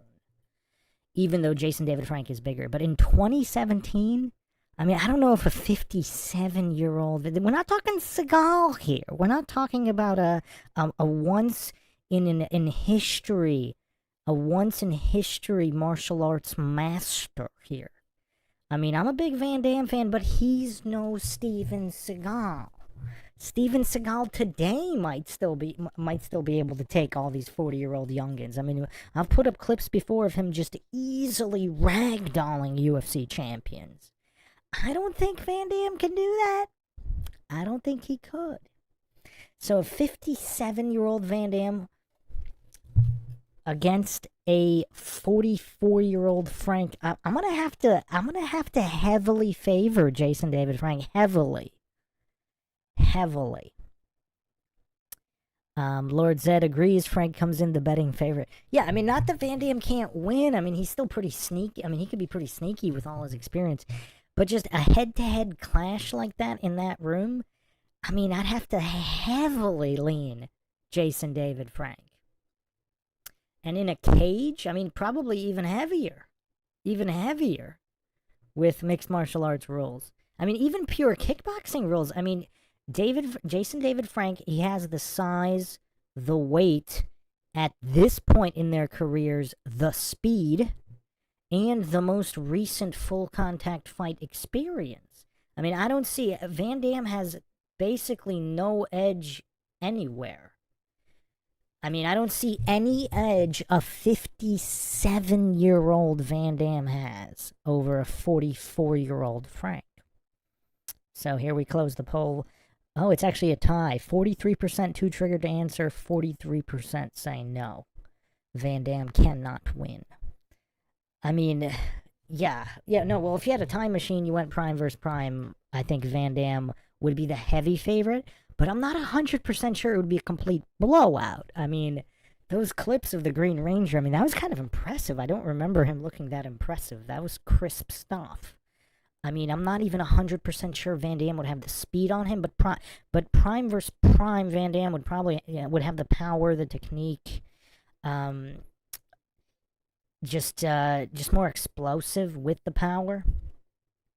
But at the time of that showdown in Mexico in 2017, I mean, I just don't... Again, I'm a big Van Damme fan, but I don't see how he wins. I just don't see it.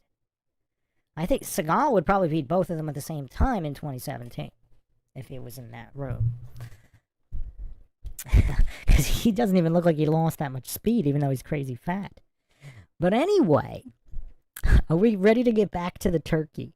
Are we ready to get back to turkey talk, turkey entertainment, and attack of the turkeys?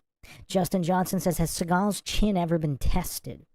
Or any of these actors, for that matter? Well, yeah. I mean, Jason David Frank has had legit MMA fights. Are you not aware? And Van Damme went full contact as well. He only has one loss. I'm not 100... Let me double check whether he lost by knockout or not. He did avenge the loss. The loss, from what I remember. I don't know if it says whether he lost by knockout, though. Because he had he's 18-1 in full contact kickboxing. And with 18 KOs.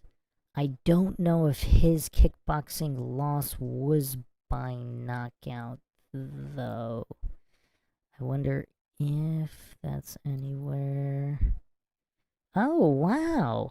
His loss was by DQ. Interesting. He lost to Etienne Aubry in his second kickboxing fight, March 7th, 1977. So all his wins are by knockout, but his loss is by DQ. So did he actually win with an illegal blow? Or something? Like, let me look this up. Let me see if there's a record of this. Oh, yeah. Yeah, he won by knocking out the guy with an illegal kick. So it's not even a real loss. Wow. That's crazy. I did not know that. Wow, you learn something every day here on Mindshock. So Van Damme is technically undefeated. He's never been defeated. He was disqualified for utilizing an illegal kick. It doesn't say where he knocked the other guy out with the illegal kick. So it doesn't say what type of kick it was, but if it knocked the guy out, I mean, were like axe kicks illegal or some weird stuff like that? Yeah, it doesn't say what kind of kick. I wonder if there's a video. I doubt it. It's from the 70s. Man, we're learning something new on Mindshock. I didn't even know this. So Van Damme's loss is from knocking his opponent out with an illegal kick. So it must have been, maybe it was one of his karate, so one of his karate matches that he lost in semi-contact, that would have been the one he avenged.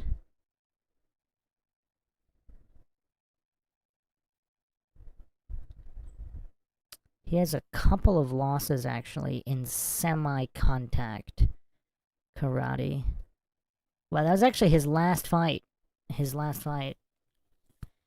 May 7th, 1980, he avenged his loss to Johnny Wellham. But, I mean, I guess none of these are knockouts, because I'm guessing most of these are decisions, and this is point fighting. Because I don't know if, I mean, are you allowed to knock people out in semi-contact? I mean, I don't know how that works. So yeah, in full contact kickboxing, Van Damme has never been knocked out. So there is footage of some of his random... You guys want to watch it? There's footage of some random fights, but I don't know if it has his loss on here, his DQ loss.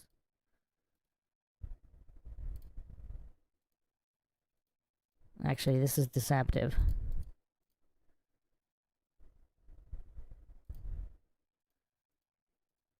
Yeah, this isn't real footage. Okay, never mind. Yeah, there's no... I mean, there's like one... I think it was the semi-contact match. Not that interesting.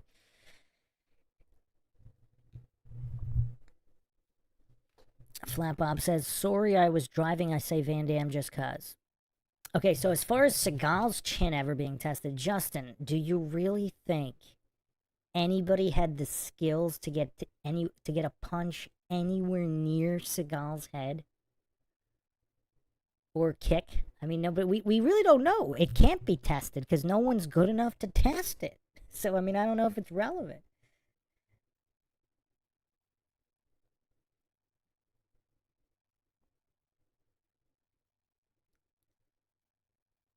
Justin says, you can kick them, just not... Oh, well, Van Damme's DQ was in kickboxing, not MMA.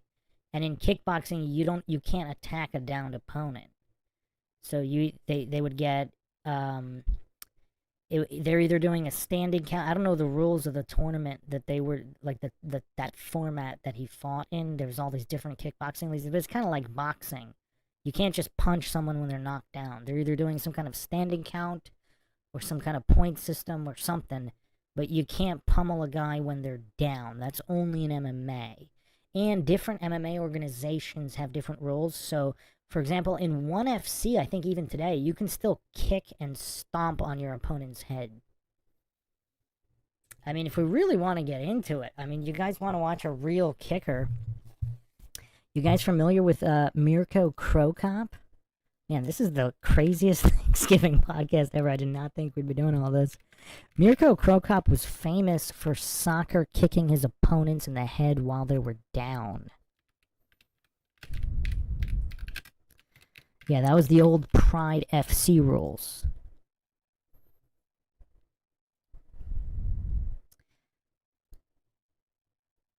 You guys want to watch some vicious knockouts? And some vicious ground fighting? See if I can find a good one here.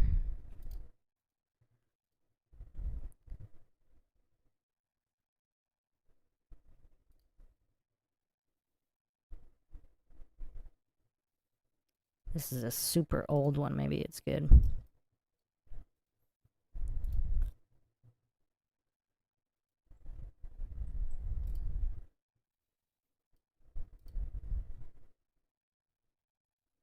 Man, YouTube is really lagging tonight. What is going on? Alright.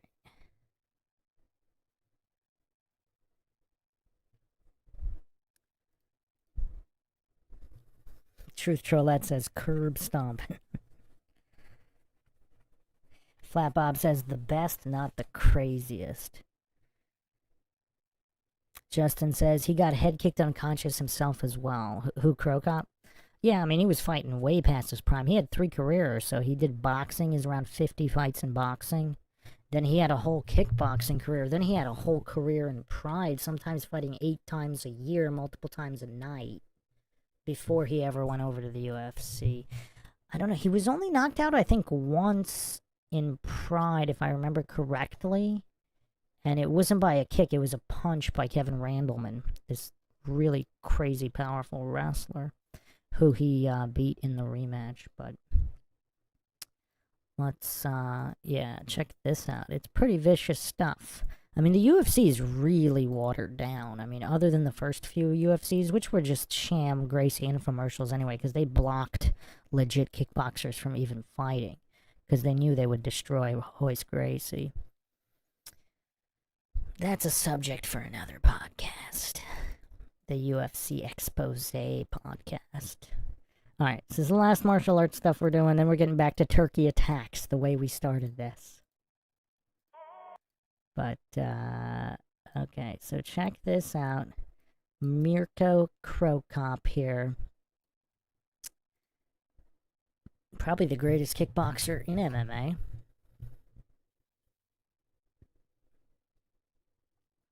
I mean, the level of viciousness and explosivity here. I mean, this is really rare stuff.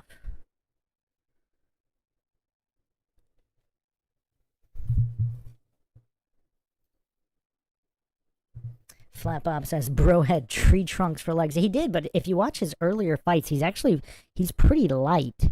I think he weighed under 200 pounds fighting heavyweight monsters that were like 260. I mean, he got jacked later in his career, but I don't know if they're going to show his early fights from the 90s in K1. This might be around 2000 right there. Yeah, no, this is 2001 to 2003 here.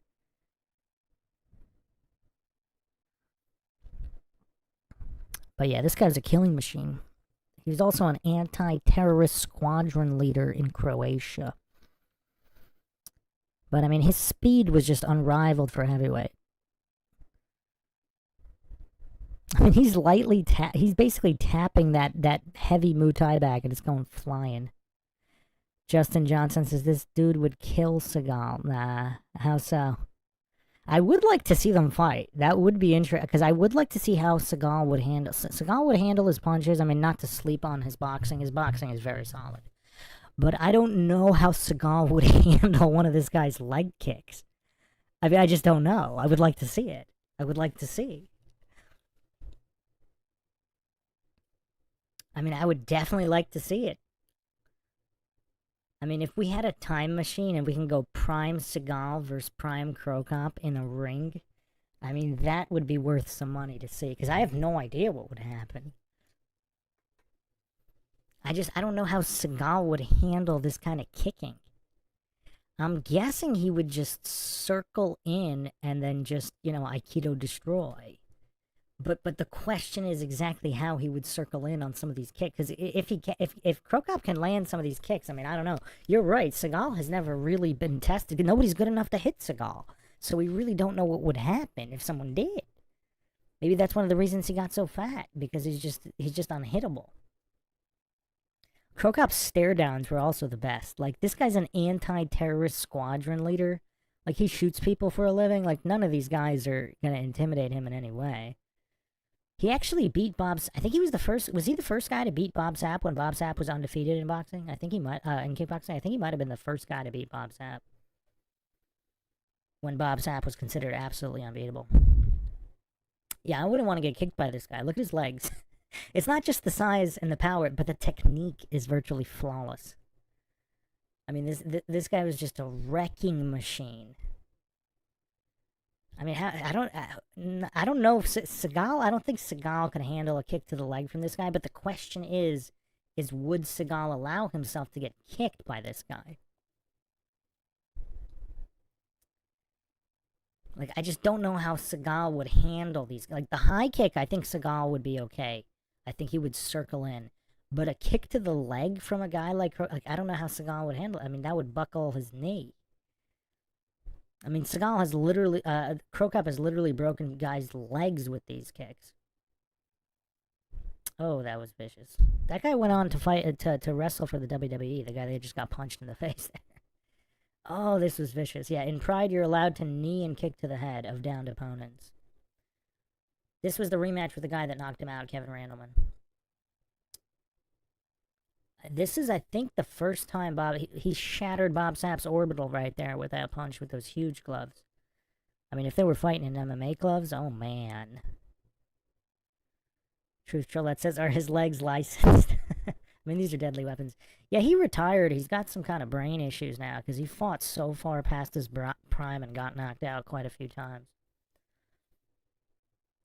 That's the greatest of all time. He's fighting right there. Kazushi Sakuraba, the guy that humiliated Hoist Gracie for 90 minutes straight and made Hoist throw in the towel. He's actually doing fairly decent against Sakuraba. I mean, Sakuraba did fairly decent against Kroger. Look at this. Kicks to the downed opponent's head are legal in Pride here. Kicks and stomps to the head are legal. Totally brutalized this guy here. I mean, how do you not feel bad for this guy? Yeah, that was a young Mirko right there in that earlier clip when he's really skinny. I mean, look at this. This is just vicious. I mean, this is just absolute... The guy's still alive somehow after taking some of those kicks. Oh, man. He was also a soccer player, so that's, yeah, he's got that. I think he was semi-pro in soccer.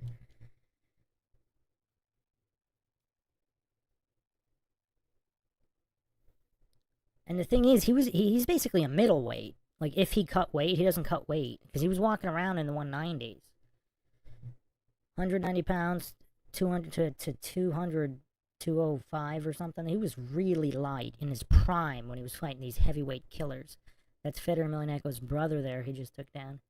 And in the fight with Fedor, he actually beat Fedor based on Pride rules, on damage. He literally broke Fedor Emelianenko's face. He broke his nose, cracked his skull. And Krokop took almost no damage. That's Mark Coleman. Oh, man, that's just vicious. Some of this stuff's actually kind of hard to watch. I forgot how vicious some of this stuff... Oh, man. Those kicks to the head after they're already knocked out. That's Vanderlei Silva there, who was considered unbeatable as well. I mean, that's his footprint in Vanderlei's ribs. That's like... Yeah, this is the lighter Krokop. See, his legs weren't that big.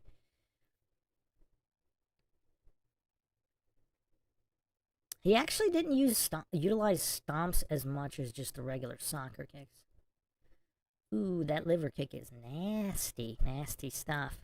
That ref just saved his life. Oh, man. Just absolutely vicious.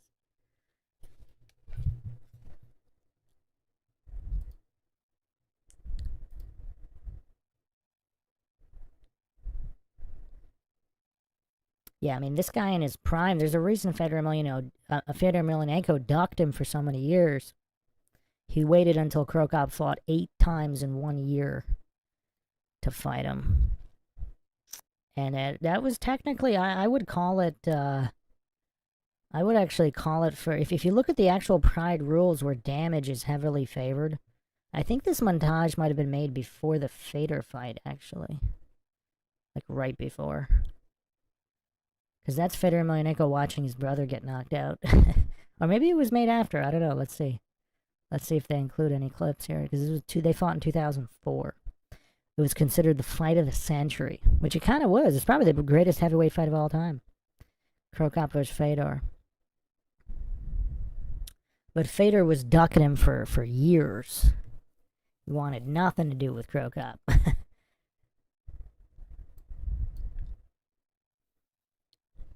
Got that the Van Damme splits. Okay.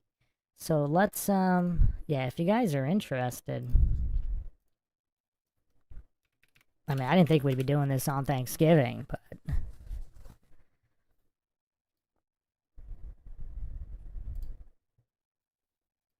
yeah, let's do it. Let's do the highlights of their fight, and then we'll do... you'll see, because Cro Cop barely took any damage in that fight. Oh, they actually got this in... is it high def?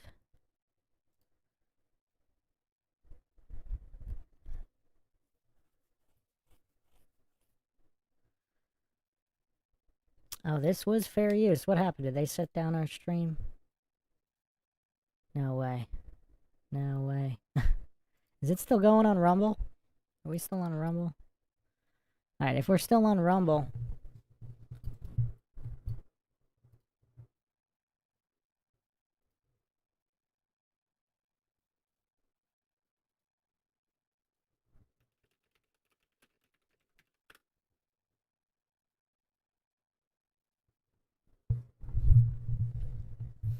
multi-streaming paying off here. Is everybody still with us on Rumble?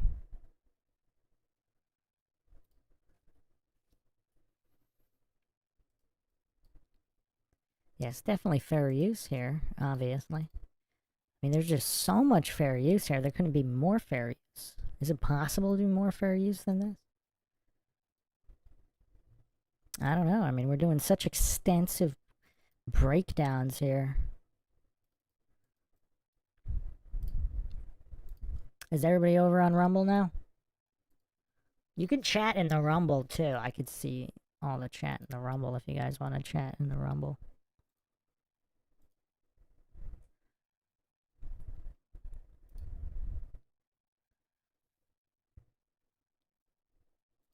Is everybody over on Rumble now? I don't really feel like restarting the stream. It's a lot of work. So we'll just finish it on Rumble, and then I'll see what I can re-upload on YouTube. So here is the Fedor Emelianenko fight. The fight of the century here. Fair use, as always.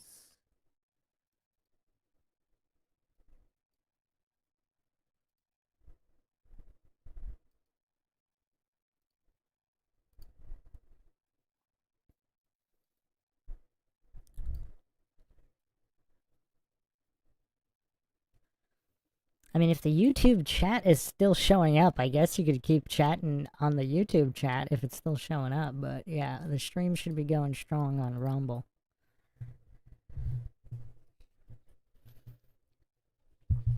These are just the highlights from the fight, but...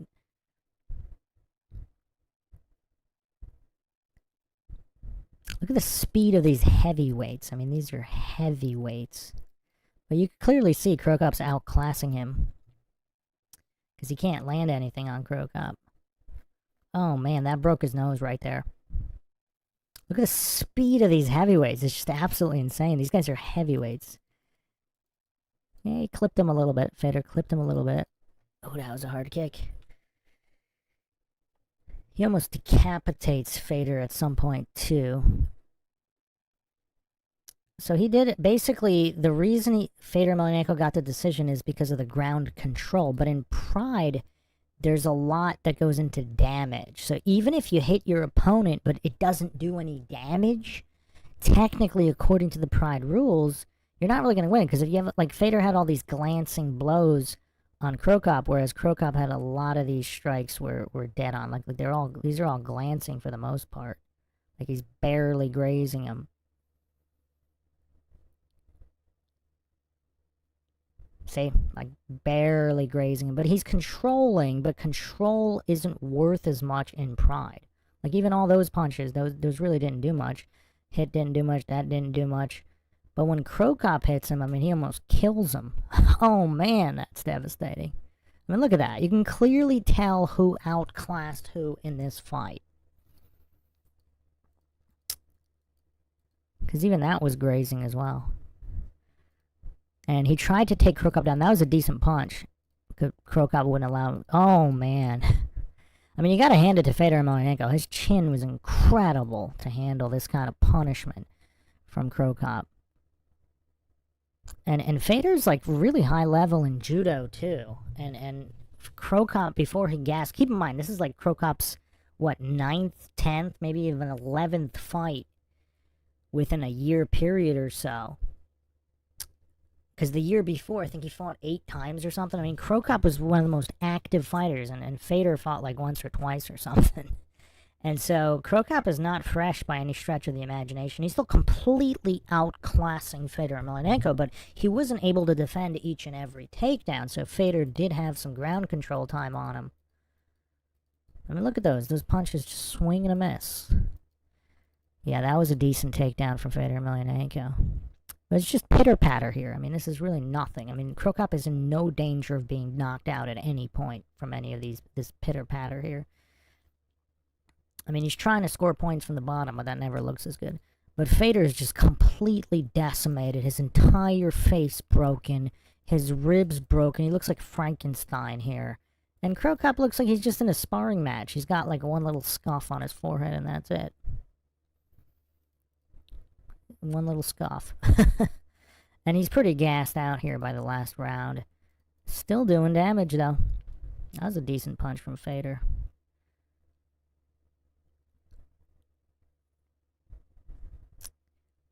Still decent takedown from Krokop, but Fedor's scrambling is legendary.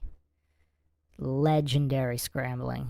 I totally forgot Mirko was actually going for an armbar. That's crazy. But yeah, Krokop's in zero danger here.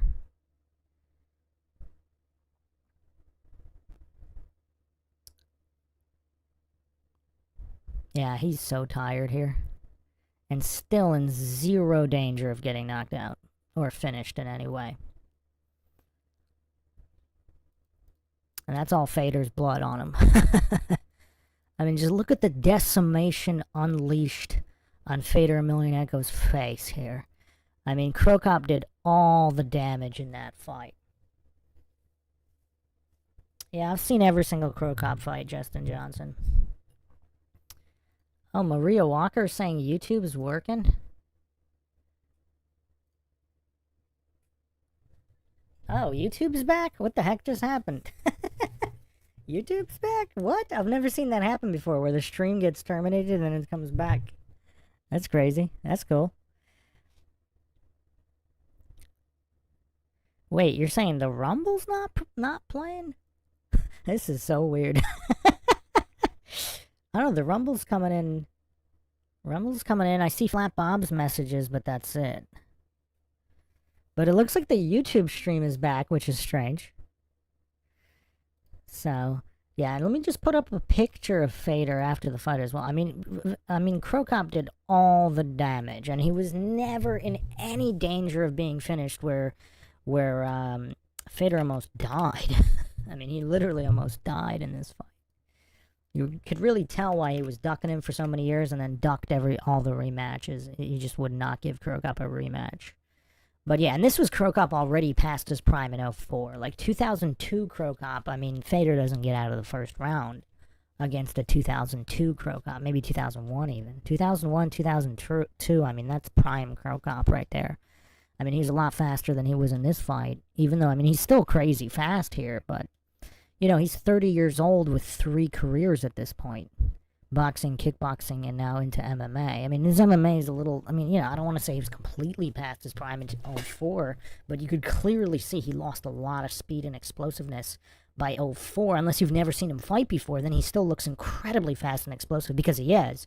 He's just a little slower than he was a couple years prior, just because of the heavy schedule, and he was still a full-time anti-terrorist squadron leader for a lot of that career. So, Justin Johnson says, if you're going to try to take a champ's belt, you can't leave it to the judges. Yeah, that's true, but I mean, this was a complete blowout in terms of damage. Like, there's nothing to score here. I mean, yeah, Fader had some takedowns, and UFC rules are a little different. You could, yeah, and for UFC rules, you could make like, they value control more, ground control and takedowns, so you could make a little bit of a stronger argument.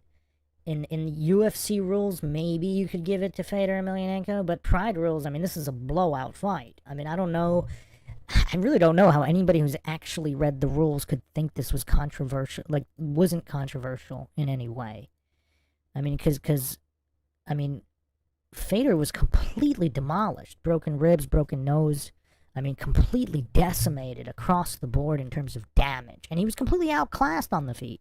You could argue Krokop was outclassed on the ground, but not really. I mean, he had a couple of good takedown. I mean, only when he was exhausted at the end of the fight was Fader basically, you know, you could argue Fader was outclassing him once Krokop was completely exhausted. But for most of the fight, Krokop's takedown defense, I mean, it's always been legendary, but Fader is one of the best. I mean, this guy's a judo and sambo champion. I mean, this guy's legit. And Krokop basically had almost no problem defending takedowns while he was fresh. Now, again, you can't, for the purpose of scoring the fight, yes, you're not going to factor in that Krokop fought 11 times or whatever within a similar time frame to where Fader only fought a couple times and then he ducked him for years before and all the years after. You're not going to factor into scoring the fight, but if we're just talking about the fighters in general, we can talk about that to see who the better fighter is, who the more skilled fighter is, where there's really no argument that Krokop is far more skilled than Fader Emelianenko. Although you won't find too many other... I don't know if you could find another fighter more skilled than Fader Emelianenko. Not too many. I mean, Ricardo Arona beat Fader in rings. I don't know how Fader got that decision either. I mean, Fader's been kind of lucky. I mean, he definitely is one of the best of all time. But his record is a little deceptive, let's put it that way. Sergei Karatanov was also another guy that was really good and got robbed against Nogueira, who ended up fighting Fader, who Fader beat 2 or 3 times. And Karatanov actually probably was better than Fader as well, but they never fought. Karatanov was really legit. Alright, let me see if I can find this, this after the fight photo of Fader Emelianenko. I mean, Krokop basically had he just looked like he went through a sparring match, and you know, Fader was completely broken. His entire face is broken.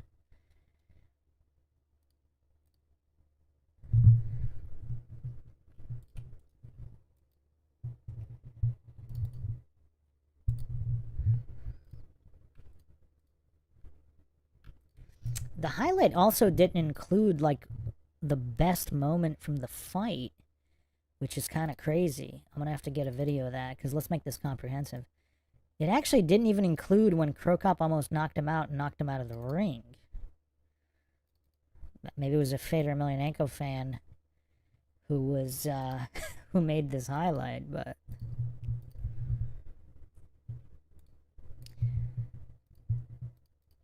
I mean, Krokop almost literally killed Fader Emelianenko in this fight. He almost killed the guy.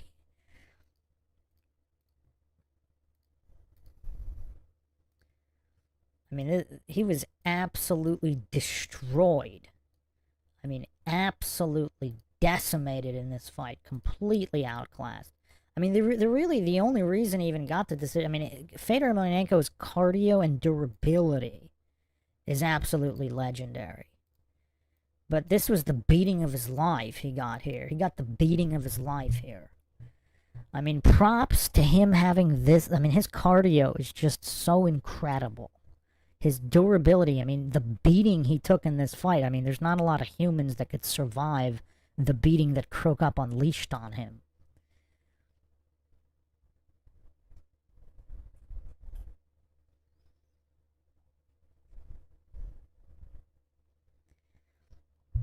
I mean, props to his durability, but durability is not technical skill on martial arts combat. That's a skill of an athlete, sure.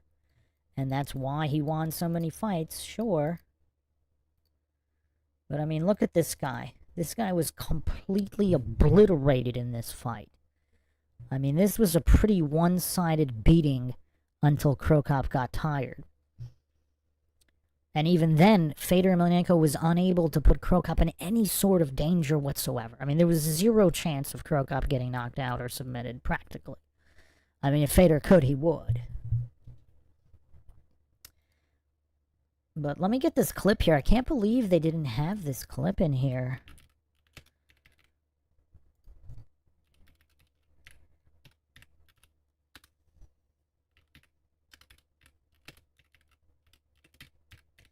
Krokop literally almost ends his life in this clip here.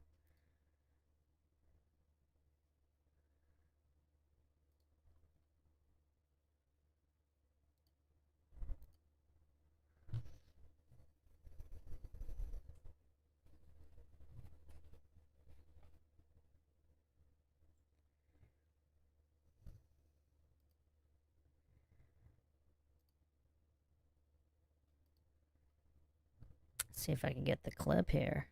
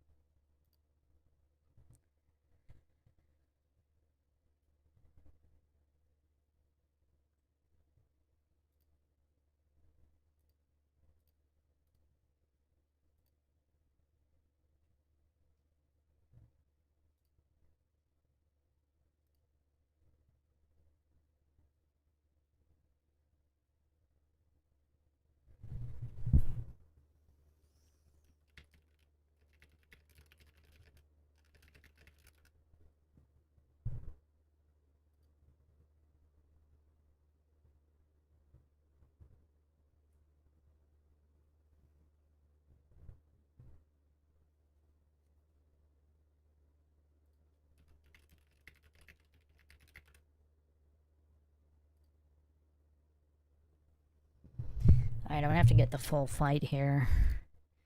Can't get the clip.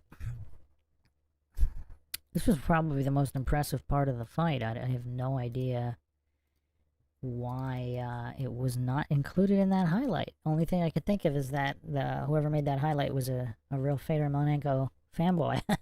Not to include the only time in the fight where there was a near finish. And it was Krokop almost ending Fedor's life.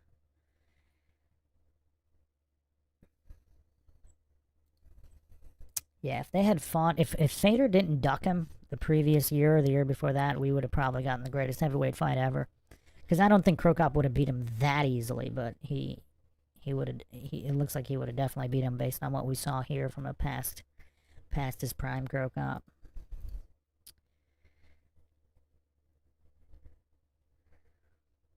Flap Bob says, "Hell nah."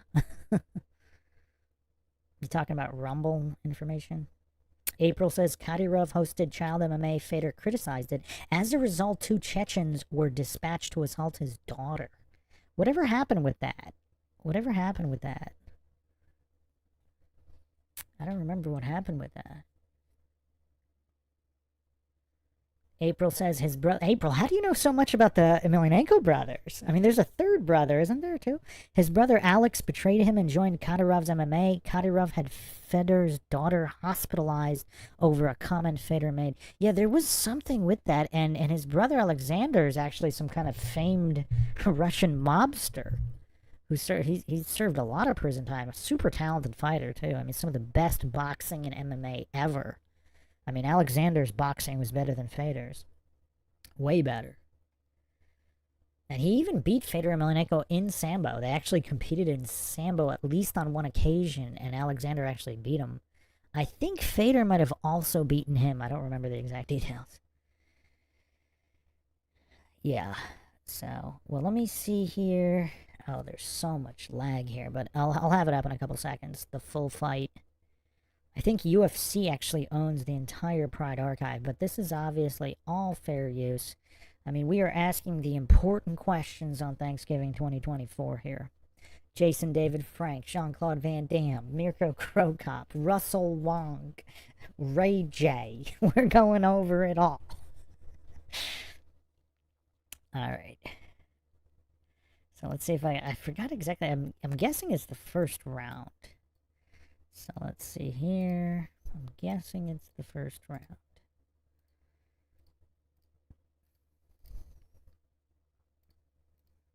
A heavyweight title was on the line, and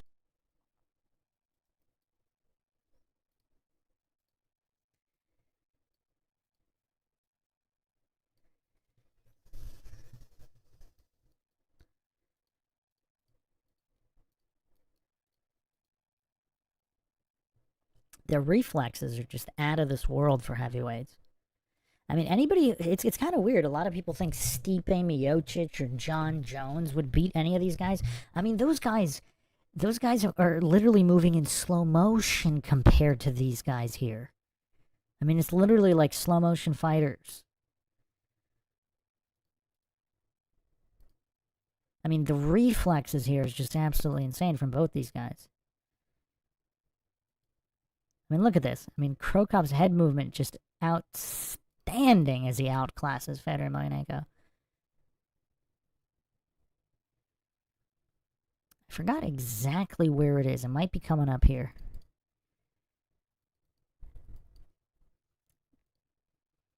It's before he gets his whole face broken here. I mean, look at that. He just can't land anything on a fresh Mirko Cro Cop. Ooh! See, a lesser heavyweight, that would have been the beginning of the end right there. But Fedor Emelianenko's chin was so legendary at this time. He might have actually broken his nose with that one there, or his jaw.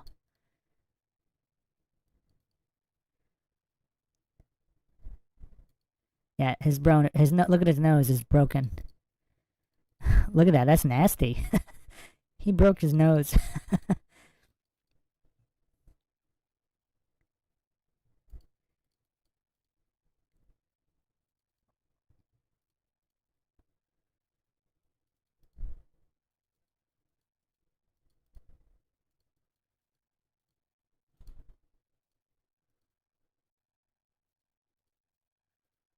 A swing and a miss. Ooh, right to the ribs. Ooh, he got Cro Cop with a decent punch right there. No real damage, but clipped him pretty decent.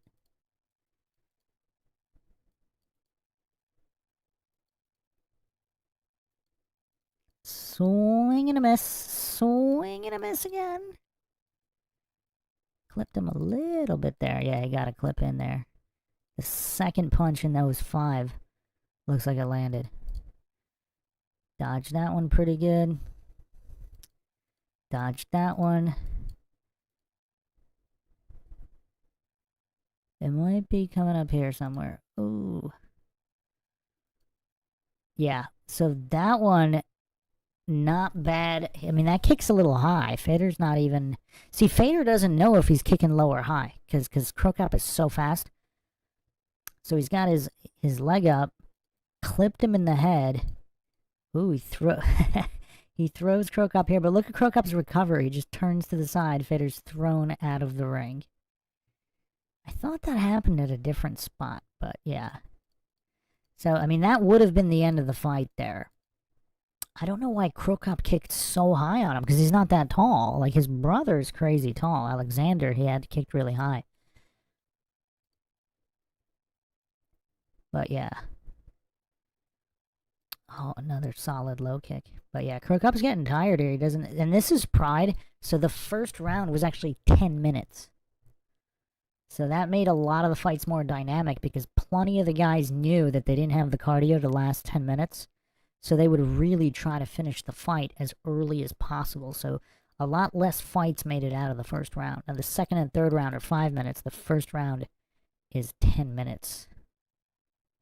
So cardio machines like Fedor Emelianenko, because Fedor's a lot less explosive. I mean, he's explosive, but he doesn't have the power and explosiveness that Cro Cop has, or the speed, even though he's not that much slower.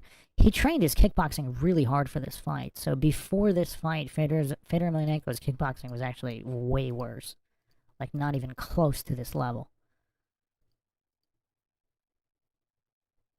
Oh, another hard shot from Krokop. But yeah, I mean, there's really not that many heavyweights that can withstand this kind of punishment. Because, I mean, he landed maybe 2 good shots on Krokop. Krokop hit him with like 8, 9, maybe 10 super hard shots.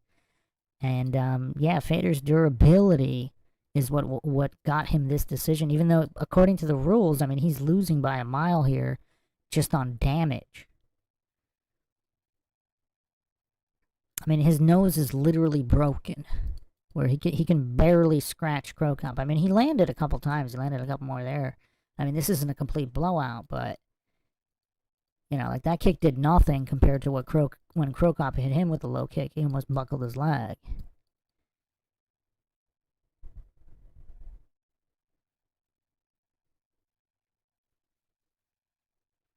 I also think Krokop, I don't know if Krokop has ever fought anybody with this kind of durability. Because he broke this guy's nose, he hit him with super hard shots, and he's still moving forward. And he's not even tired. This is an interesting sequence here. Oh, another stiff shot to the... I mean, this would have been the end. I mean, this is already 3 or 4 times that a lesser fighter than Fedor would have already been finished. Fedor Emelianenko is probably the only heavyweight that could withstand this kind of damage. I mean, and also have speed and technique. I mean, that should have been the end right there. I mean, he wobbled him there. I mean, that was crazy. Now he's a few more quick jabs. And then here, look at this huge swing. Krokop saw it coming a mile away. And ducked so hard he almost doubled. Oh, yeah, here's the other kick. Bam! That's the second high kick. He hit him so hard he fell down. And it was also... Now, that one was lower than the first one. The first high kick he hit Fedor with, it was like he was fighting Fedor's brother, Alexander, who's way taller. He's like... Is he 6'7" or something? He's crazy tall. And this one he brought a little lower. He should have brought it even lower. But this is like the 6th or 7th time that any other fighter other than Fedor would have been finished right there. Oh, and he follows up with another stiff jab. And then here's where Fedor exhibits his ground control. I mean, those aren't bad shots, but, I mean, they're not going to do anything to Krokop. I mean, there's literally no chance he's getting finished. And then Fedor's got legendary ground and pound, too. But, I mean, he's just nowhere close. So Krokop has 8 near finishes now? Fedor has 0 near finishes. So, I mean, it's very telling. Like, this is the story of the fight. Krokop does all the damage, and then Fedor gets the ground control points without doing any damage. I mean, Fedor's just destroyed here. I mean, his face is completely broken. He's been finished almost 8 times. You know, those are huge points on damage, whereas the points he's scoring on Krokop here, I mean, they're points. He's landing, but they're not, you know, there's no near finish here. And Krokop's defense is actually quite good, tying up the arms. You know, he's getting his own shots on Fedor here from the bottom, but, you know, those aren't really going to score that high, because he's not in danger of knocking Fedor out. Krokop has actually finished fights off his back before, but he's not going to do it to Fedor. But anyway, so this is the story of the fight. Fedor Emelianenko's got the time and top position ground control, but that's pretty much it. So those were the 2 near finishes where Krokop almost knocked him out of the ring. And then Krokop's pretty much gassed out. I think he might have had 1 or 2 big strikes on the feet. Oh, this is the end of the round. There might be something here. So Krokop's completely gassed out here. Oh, another decent shot, but look at that counter from Fedor. And Fedor is such a soldier. Like, I don't know. He might have hit him. I think Krokop broke his ribs earlier. So if he's kicking him in the broken ribs right here, because that's a hard shot right there. Because Fedor didn't block it, if you notice his arm. So he took a shot to possibly broken ribs and countered. I mean, just complete poker face from both of these guys. Oh! Oh, man, that's a vicious shot. Look at the weight that Krokop put into that shot. And look at Krokop's body language. He just hit Fedor Emelianenko in the face with such a hard, I mean, that was like a semi-Superman punch with all his weight behind it. I mean, that would have knocked out anybody except Fedor Emelianenko. But that's kind of the story of this entire fight. I mean, Krokop hits him with everything in the kitchen sink. I mean, not the kicks. He mistimed and he misspaced 2 of the kicks. Fedor would have been done if he had spaced the kicks a little better. I have no idea what happened with the first one. And the second one was close, but still not good enough. And then he hit him with, I don't know, it's like 7 or 8 finishing punches here that would have finished anybody. If you watch all of Krokop's other fights, I mean, these guys are done after taking this kind of damage. But Fedor Emelianenko is not. But that's what I mean. Like, all of the near finish, all of the major power shots are coming from Krokop. Krokop looks like he's completely done here. Not only is he exhausted, but this guy's just not getting knocked out. His nose is broken. His ribs are broken. He's just not getting knocked out. And look at Krokop's defense. Like, there's just... Fedor poses 0 threat of knocking Krokop out. I mean, just look at the defense. Now, he can't defend a takedown, so he might... I don't know. I think Fedor is going to get one more takedown. Oh. Yes. That was pretty nice, actually. Once Krokop is exhausted. But look how there's 0 danger of Fedor knocking out Krokop. I mean, Krokop's not going to knock him out here either. These are just These are just shots for points at this point. From both of them. I mean, these are weak sauce. But yeah, I mean, that's the story of the fight. Krokop did all of... I mean, he actually did have a submission attempt here. I mean, that does get points because at least he's trying to finish the fight. And that's just the story of the fight there. I have no idea how he got this decision, though, because they do factor damage. Krokop has that 1 mark on his forehead, and Fedor's entire face is just destroyed. And he was near finished, I don't know, 7 or 8 times. Any lesser fighter would have been finished, but I mean, it's just, there's no question that Krokop dished all of the damage and clearly won the decision based on a damage-based point system. But anyway, let's get back to the turkey attacks. Who's ready for some turkey attacking? I mean, again, just looking at all the highlights, it's very easy to see who outclassed who, and then also who had the better cardio at the end of the fight. But even with the better cardio, Fedor still couldn't really threaten Krokop with the finish. I mean, Krokop was never in any danger. Alright, so let's get back to this.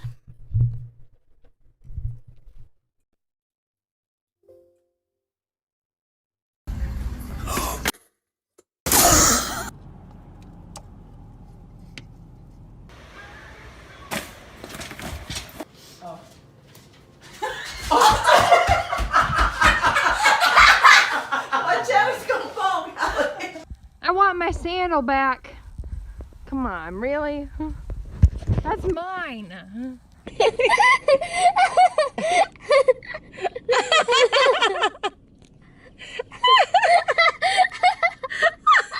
Jessica!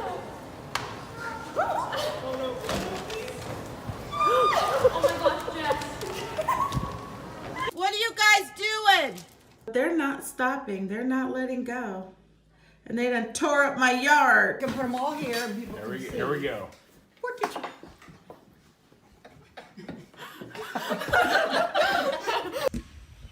This one's for Gus. Nope. Gus is going. Gus said he'll get it.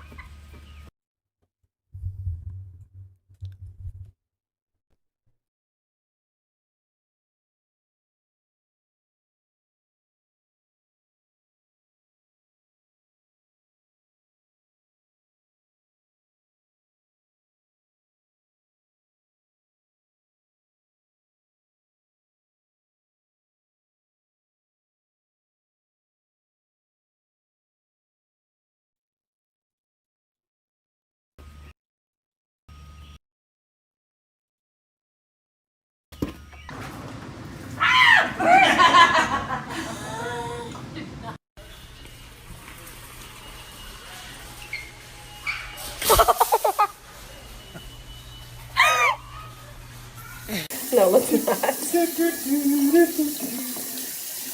Get a drink. Woo! Hey kids, for Thanksgiving we're having ham.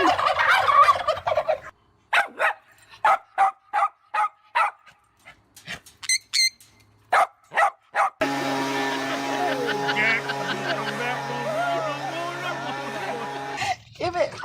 Give it. Get it out. You're gonna rip it.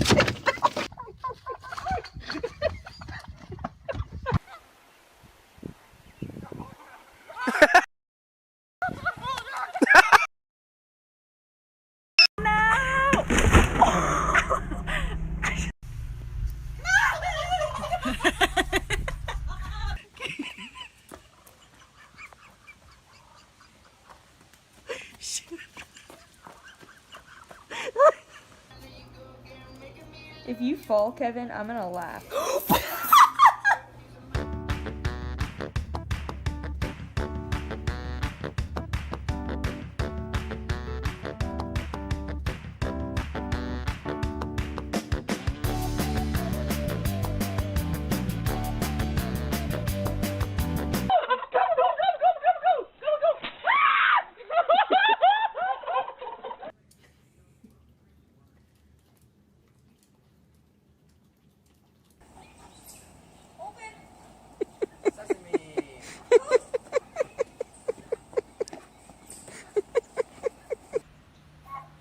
Gobble gobble.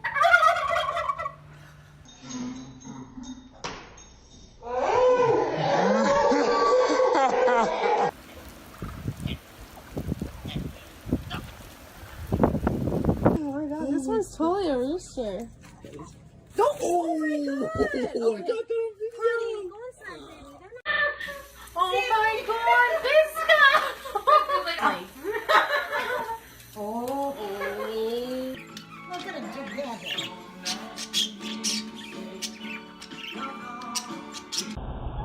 Go away!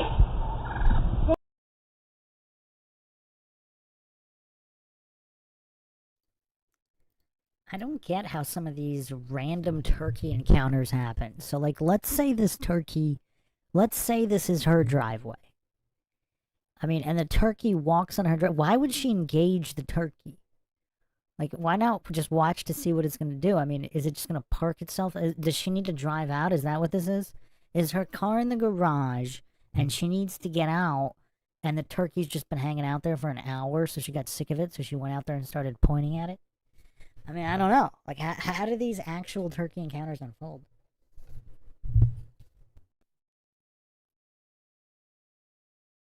Go away! I'm getting scared! Go away! Ah! John, come help me!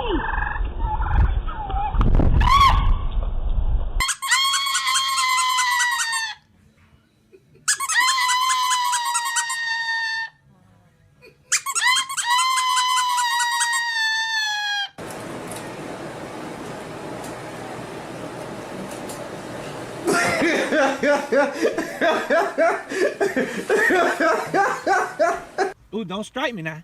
Don't strike me now. Go, go, go. I'm gone. I'm out of here. See, look at his wings. Erica's going to get hers right meow. Zales, you better quit. She's gonna get you. She's gonna get you. Get him. Get him, turkey. Go get him. Go get him. Take your run. Take your run. That's it, boy. That's it, boy. Take the run. Oh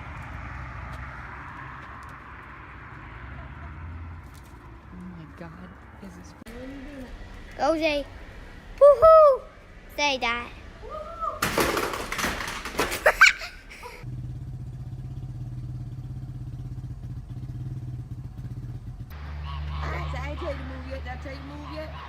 Look at him. He directed traffic.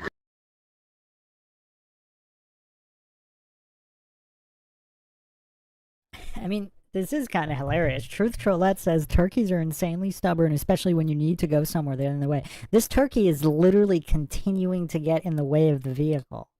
I mean, the turkey's not playing chicken, it's playing turkey. They're playing turkey in the street. I mean, this is crazy. Justin Johnson says wild turkeys taking over most major cities. Like, where are they coming from?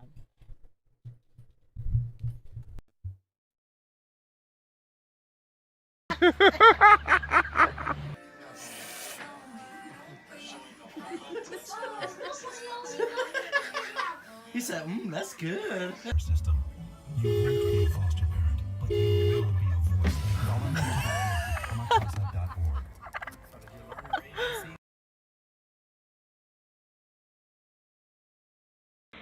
Missy's doing it.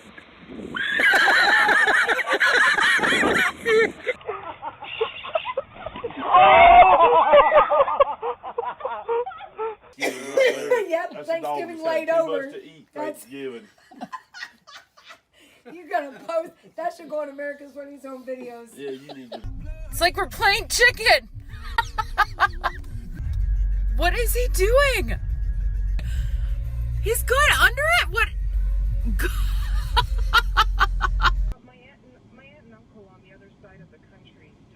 My lord, most funniest videos today, y'all. The bird is shopping in Kroger's at this time. I can't believe it. The bird is shopping. He's looking down the cracker aisle.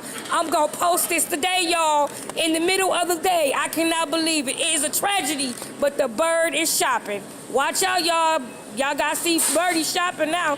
The food must not be good outside. So today he walking down the aisle picking for some crackers, y'all.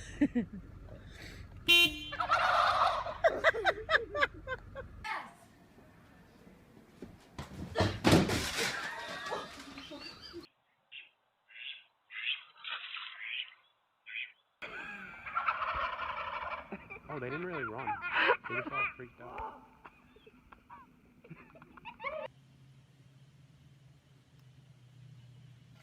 Hey. Venus. Hey, buddy. Can you move away from my car?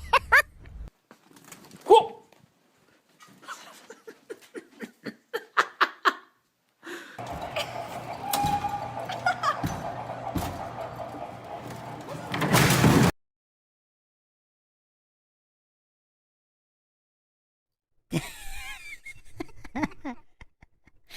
I don't know why I found this one's hilarious. It's just how slow the tip over happens. I mean, that's kind of what's funny here. Look how slow it happens.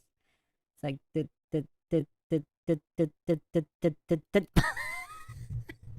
Truth Trollette says this country's going to the birds, literally.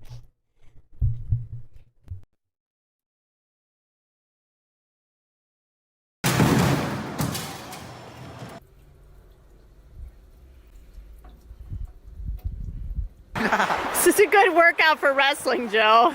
Ow, Matthew, Grab it.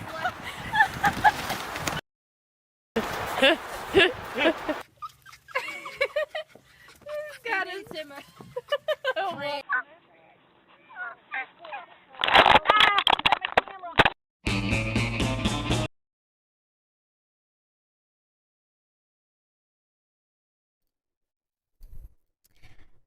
That was definitely an interesting hodgepodge of clips of turkey attack. Not just turkeys, yeah, it looks like there was all different types of birds, but